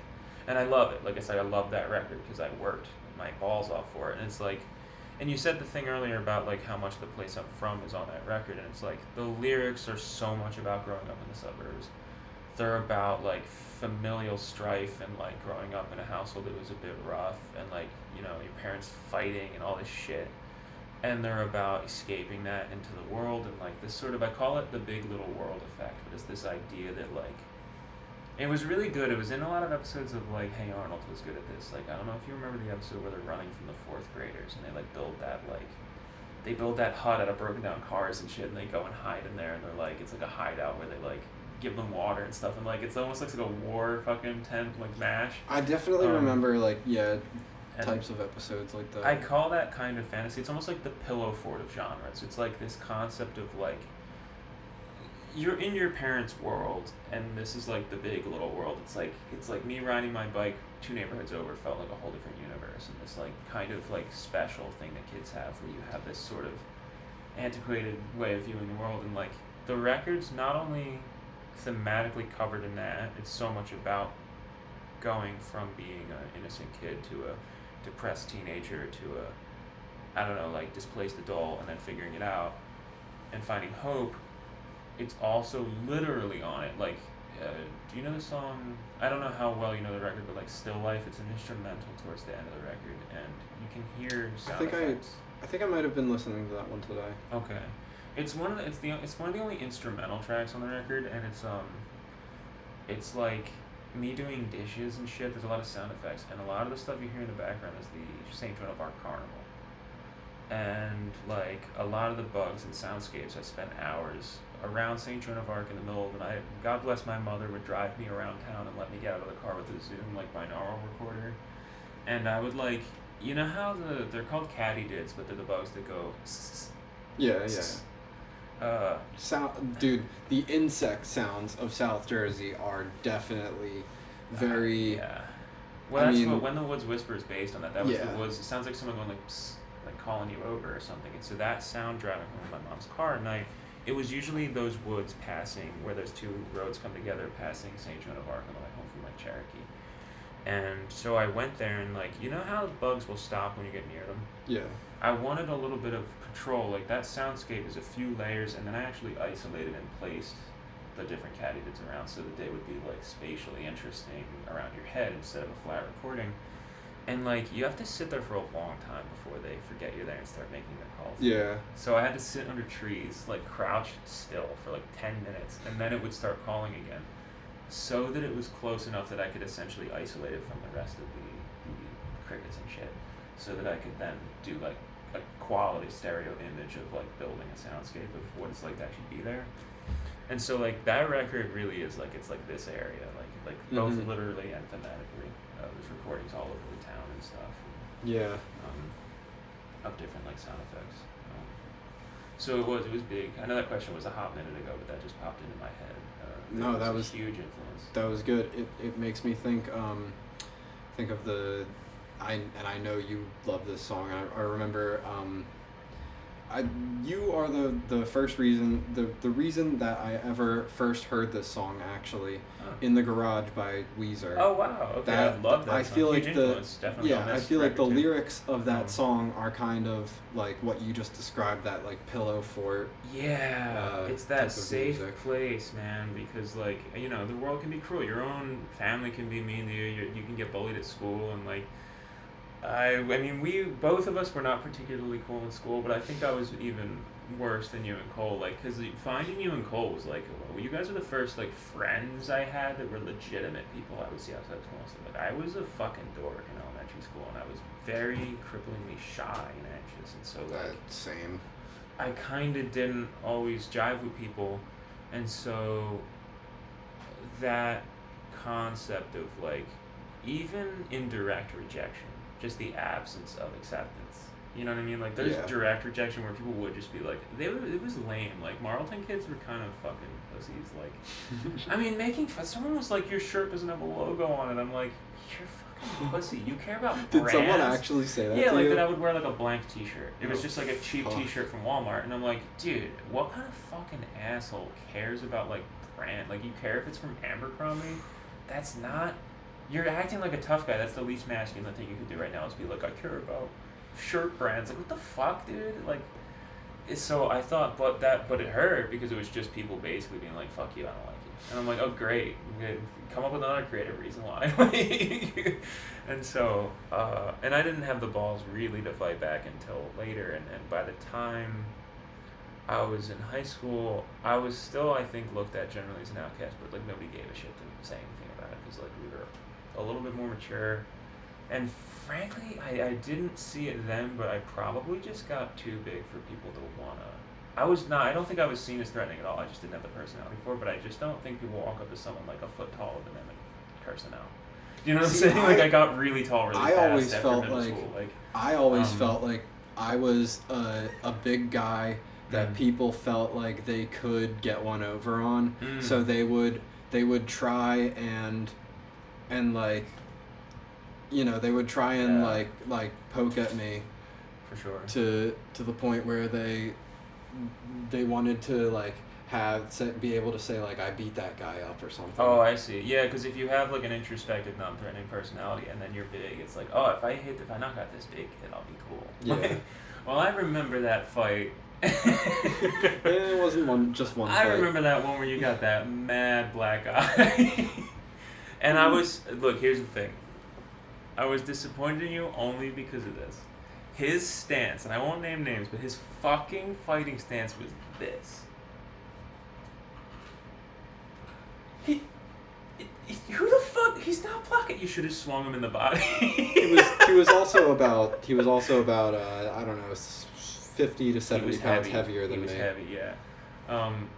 But dude, that fucking stance, I was like, are you joking? Because I was not a fighter. I never really got in any real fights. I mean, one of the only people I ever hit in the face was Lucas.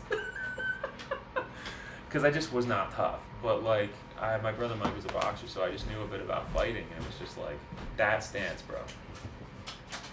It was so bad.